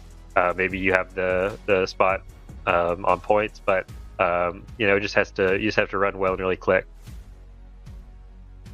So, Tucker, obviously we were a little bit short on making that Final Four last year, and I'm sure that is part of the reason why you've been so motivated to do well this year. But how much are you thinking about racing on that stage of the NASCAR Hall of Fame right now? Yeah, I mean, I've been thinking about it for the last 2 years. It was really disappointing last year to not have a shot. I feel like last year I ran even better than I did in 2023, and I think we would have had a really good shot to win the championship. I was leading on the last restart, and I kind of made sure that I wasn't a super huge factor in the deciding the championship. I kind of yielded to Bobby and Parker and Steven a little bit. So it was frustrating last year, and so I've been thinking about all year racing on stage, and not just racing on stage, but holding that trophy up at the end of the night. So 3 races to go before that cut happens. Where are you mentally right now? Where is the mind of Tucker Minter? I feel great. I mean, qualifying on pole shows that my team, we have the speed, and that I can get the most out of the car. I felt like I was controlling the race really well up front, just managing. And then it was disappointing kind of the way the caution came out, and then, I don't know if I had just bad RNG on how long my pit stop was, or if there was something else I could do. I have to go back and look if if there's something on my end that was inefficient on pit road. But lost the lead to Bobby, and then ended up losing a spot to Novak, trying to make sure I was good on gas under green. So I really just need to clean up how I'm executing the races, I would say, is the main thing that I need to do, because we have the speed, and I think execution's maybe been lacking for the last 3 or 4 races overall, but we can definitely get that turned around in the playoffs really quickly, because we were doing a really good job of executing earlier in the year. We talked about teams that are very representative of NASCAR, and obviously carrying the name of William Byron is about as high as it gets, just coming off of a win. Have you had anything from William in terms of insight going towards the playoffs as somebody who's very familiar with that kind of pressure and stress? I mean, I haven't really talked to him about the playoff stress. He's always there if I have a question on something like that. I was talking to him, congratulating him about his win at Iowa, and how awesome that was to see them finally kind of get the monkey off their back, because they've had some bad luck over the summer stretch. But he even said that he turned some laps on iRacing before going out to Iowa. So I think it's just super cool to be able to represent him, represent Logitech G, Celsius, and iRacing itself, all our partners.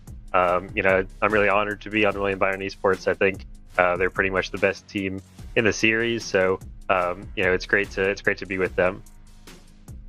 So we've been asking everybody, obviously, question of the day, and this one should be interesting to hear from you. Pennsylvania is the home of the Rocky franchise, and if Tucker, you could pick 3 moments from this season up to tonight that would represent your season in a Rocky-style montage, what would they be and why?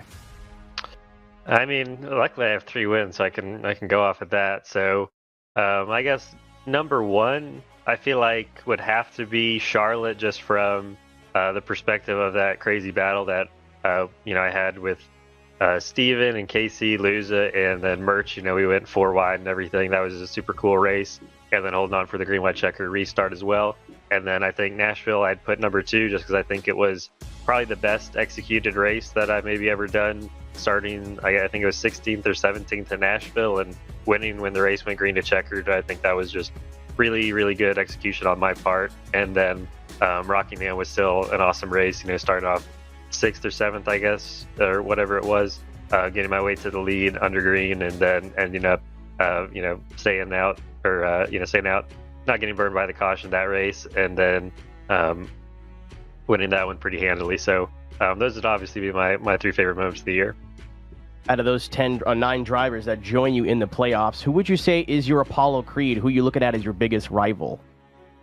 I mean, I think you just have to look at Steven from a points perspective, and I think you look at, Steven is exceptionally good at driving, but he's also had a lot of good fortune, especially over the last 2 years. But I think over the last 3 or 4 races, his team hasn't had the speed that maybe they had earlier in the year, and he's still been able to convert that to good results and a win at Iowa. So I think you just have to look at Steven, because he's got a good speed, and also he's a bit lucky right now. Well, Tucker, before we let you go, we got one last one, and your vote does matter here. As a Pocono, is it 3 corners or 5? Pocono's three turns. Not looking good for the 5 enjoyers this evening. We're 6-3 heading into our final interview of the evening. Tucker, thank you so much for joining us. Good luck in these last 4 races, and maybe we'll see you on the stage in Charlotte. Thanks, guys. That leaves us with one driver, and it is the number 1 seed entering the 2025 eNASCAR Coca-Cola iRacing Series playoffs. It's Spire Motorsports' Steven Wilson, 6 wins on the year. Statistically, his best campaign in the Coke Series to date. Steven, I can think of a multitude of reasons as to why you would be motivated to go out and get this title. But for you, what is the single greatest motivating factor to try and go out and get title number 2 in October? Easily for me is just the last lap last year, finishing 2nd. That was tough. I still haven't watched the replay of that one back, and we probably won't unless I make it back to the top 4 this year. So, that was rough. I was controlling that whole race, and then just last lap didn't make the right move on choosing what line to run. So that stings, but we've had a really good year this year. It's kind of put it behind me, and then just hopefully we can win some races in the playoffs and get that win record, and then bring home a championship. Do you change anything in your preparation at all this year, or is this a case where to stay on top and to maintain your perch at the top of the mountain, you tweak a few things just so that things don't get stale and people don't get the opportunity to catch up? Yeah, the biggest thing right now is just still trying to work on qualifying. You know, I put it 18th tonight, which is not going to be good enough for the playoffs. So as a setup team, I think we need to get a skosh bit better in qualifying. But tonight it was kind of my fault. I ran the wrong line, so I could have been better. But qualifying right now, once we get into the race, I'm moving forward every time. So just about making life easier, really, just starting up front instead of having to pass all these cars. Justin Malolo, a lot of reasons as to why you would pick Steven Wilson as presumptive championship favorite, just looking at the stats, if you're an average fan of the Coke Series. Steven, I think you're going to have to really try hard not to make the championship four at this point. But if you were to, let's say, take a race off, if that's even in your vocabulary, which of these three races are you not too worried about coming up at Michigan, Texas, and Phoenix? Yeah, last year I would have told you I'm worried about Michigan because it's been a pack race. It's been crazy, and I really haven't had too much go my way. When I won the championship 2 years ago, though, I got lucky in finishing second when I should not have finished anywhere close to there. But I think just now we'll see. A draft is going to mean a lot, but with the dirty air we have, I don't think it'll be quite as packed up. We'll see something close to what we had today. Which is really just fighting on restarts to get position and then kind of just sit in line and save your stuff and whatever. But I haven't had very good luck at Phoenix either. Texas is easily the best one for me out of those three, but I think our speed on short tracks, especially this year, has been pretty lights out. So I'm confident that I can turn it around there, I guess. But just got to figure out qualifying. It's all about starting up front these days and making life easy. As we take one final look at our top 10, our playoff bracket, Steven, going into these last four races, what names are jumping out here for you, and who would you say is your Apollo Creed here, your biggest rival out of these 10 people? My biggest rival, I'm going to go with two. I'm going to say Tucker and Chent are my two biggest rivals. Obviously, me and Tucker have had some pretty great brawls, not only this year, but over the course of when we've both been in the series the past few years. So he's always one to reckon with. Same with Chent. We got Chick-fil-A Tuesdays every race day, and we were undefeated the last four races with doing that. And today I still counted it because we won a segment. So we're still saying we're undefeated with Chick-fil-A Tuesdays. But yeah, just hoping the 77 team GGT, we're hoping to bring the energy like GGT energy for the playoffs. And then we'll see what happens. I think just I've been good in race. We've had good speed. It's just, 6 wins. We've gotten lucky sometimes. We've been fast most of the time. It's really just about doing what I know I can do. And we've got that huge buffer, like you said, 40 points is a full race. So we've got a big buffer to work with if I don't find my way in victory lane in the next 3. Obviously, you were about as close as you could have gotten last season to being at the top step of this playoff bracket. Where are you right now mentally with 3 races to go and 3 shots to get into that opportunity to race for another championship in Charlotte? Mentally, I'm pretty good right now. I'm pretty strong normally, but like I said, the end of last year really roughed me up for about 3 months, just waiting to come back. And it was seen in Daytona when I won the first race back. That's probably easily the most excited I've been for any win this year, was just to put last year behind me and really just come out on top firing away. And just that strong start really put that behind me. And I wouldn't say we really cooled down. I think we've had really good speed all summer. It's just a bunch of different tracks. It's kind of the same as real NASCAR. You hear stuff like Kyle Larson's cooling off and whatever, but you expect these guys to be better. And it's just kind of the summer swing is unique tracks every week, and sometimes you just don't have it. Sometimes you just don't have the winning speed, but sometimes it takes some luck. And we've had a lot of luck go our way. We've had a lot of speed go our way. So I think coming into the playoffs, I'm confident that we can get it done. This one's from the broadcast trailer, Steven. Who is the bigger inspiration, Caitlin Clark, Cooper DeJean, or Scotty Scheffler? Oh, that's tough. We love our Hawkeyes. We love Caitlin. We love Cooper. Scotty, though, I love Scotty. people say I look like Scotty, so I like to take that with a grain of salt. But also, number one golfer in the world. I love watching him. He's super great at what he does, and I'm gonna say, even though Cooper and Caitlin are both Hawkeyes, I think I have to go with Scotty. All right, before we let you go, we got 2 more here for you, Steven, before you can enjoy the rest of your evening. Pennsylvania is the home of the Rocky movie franchise. If you could pick 3 moments from this regular season that stand out to you to make a little Rocky montage with, what would they be and why? I'm going to go with Daytona win. Was good for me. Hometown win as well at Iowa. And then I'm going to pick one. I'm actually going to pick one that was exciting for me, was that Chicago finish. I didn't come out on top, but it was a good brawl for the fans. It came down to right to the end on a race where we thought passing would be pretty difficult. And there were 3 of us there brawling for the win there on the last lap, and that's always fun. So even though it doesn't go my way, I'll go ahead and add that. And, it's like Rocky 1. You didn't win at the end of Rocky 1, so that was my moment of not winning. Fair, valid. Also, another question we've been asking everybody this evening. Pocono, 3 turns or 5? I'm team 5 turns. The tracks that they're modeled after, I saw Malula posted this today. Turn 1 is modeled after a turn 1 and 2. Turn 3 is modeled after a turn 1 and 2 in Milwaukee. And then Indy is 1 turn. So it's 5. He really did math that out to his great credit, A. Yep. And then B, especially because you did just cite him as your biggest inspiration. If Scotty Scheffler is currently guilty of being the best golf player in the world, do you feel like you are guilty of being the best stock car driver in iRacing right now? Yeah. Throw his face up on a poster. Steven Wilson looking to run it back and get title number 2 this year, Keenan. Dogs. Yeah, I think that's all he's got to do. That's the best answer we could have got. Good luck to you, Steven, and hopefully see you on that. We more than likely will see you in that final 4 in the Hall of Fame at Charlotte. Thank you, boys, and Pike. Good to see we survived Hickory.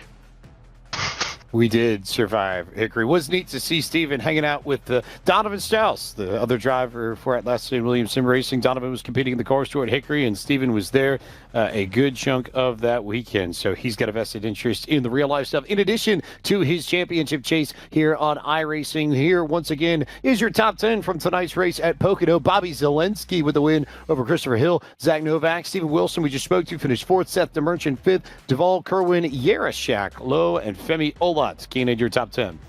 Yeah, again, a lot of storylines throughout this race. See, Christopher Hill could have played spoiler and been the rookie up in those playoff top 10, unfortunately, but just could not get it done in the late stages of the race. But that set your stage for these last 4 races. Jody Lopez, Dylan Duval getting in by the skin of their teeth, making it in on points. Your last season's champion's going to go for back-to-back. Casey Kerwin's looking for his 2nd championship. Zach Novak, Colin Keister, Vicente Salas, obviously all looking for their first. Bobby Zelensky trying to finally snap the streak and be the top of the podium. And then Steven Wilson, Tucker Minter been kind of their season rounding out the top of our playoff bracket, James. So here are the nuts and bolts on this. You get bonus points from picking up wins, playoff points that you will carry into these next 3 races. If you're in the top 10, you will see all 10 of these drivers have red windshield banners, spoilers, and splitters, so their cars will look a little bit different. You'll be able to denote them on the broadcast. 3 races to pick up as many points as you can, or grab a checkered flag and win. If you win, you automatically lock in to the real-life in-person championship at the NASCAR Hall of Fame on October 7th, where we'll race at the virtual Homestead Miami Speedway. We could have 3 people lock in on wins. There will be room for at least 1 person on points. There could be more. We'll have to wait and see how it pans out, but it's Michigan in 2 weeks, then Texas, then Phoenix. Those 3 races will set the stage for these 10 to battle it out, whittle themselves down to 4. And then when we get to Homestead on October 7th, it is heads up between the 4 that have found their way and fought for a spot in the championship 4, and the highest finishing driver out of that group will be the 2025 eNASCAR Coca-Cola iRacing Series champion and get their hands on the Dale Earnhardt Jr. Cup as the best driver in all of eNASCAR in 2025. It will be, as always, incredibly fun, incredibly entertaining, and quite the place to see these drivers race. And especially when we look at what's coming next and how crazy this track has been, Keenan, over the past few years. Michigan International Speedway opens up the playoffs that we have seen nothing but wild finishes and barn burners. It seems like the last few years, no reason, I think, to expect anything different out of Michigan coming our way August 19th, 2 weeks from now. Been putting people on the spot all night, James. And speaking of exciting finishes, our 3-5 is tied at 6-6 if you take mine and Justin's vote. 3 quarters or 5, you're the tiebreaker. Who wins? I like chaos. Give me 5. Why not? Cinco! La cinq, and that is it. Ladies and gentlemen, the 5 wins over the 3. Drew, you're not in here. You can't speak for yourself. We'll have this. You'll yell at me later. That's fine. He loves... He'll yell at you anyway, no matter what. He'll yell at all of us. That's his job, right? Yeah. So we'll lose that. But more importantly, for all of you watching at home, Michigan, round 15 of the eNASCAR Coca-Cola iRacing Series in 2025, round 1 of the playoffs. Tuesday, August 19th, that broadcast comes at 8 p.m. on eNASCAR.com/live, and the countdown to green starts at 7:30. A big thanks to everyone involved on tonight's broadcast. For Camille Salazar Hadaway, Alan Cavana, and Ryan Vargas on tonight's Countdown to Green show, for Evan Pachoco and Kenneth Bueno, who anchor the race broadcast, and for our team here on the Sunoco Post-Race Report, Keenan Kusin, Justin Melillo. Also a big thanks to our producer Drew Anderson and the entire team at iRacing for helping put together these broadcasts behind the scenes. I am James Pike. Thank you so much for watching tonight's Sunoco Post-Race Report for the eNASCAR Coca-Cola iRacing Series at Pocono Raceway. Congratulations to Bobby Zelensky, our race winner, and all 10 of our playoff contenders. We look forward to kicking off the playoffs in 2 weeks from the Irish Hills of Michigan.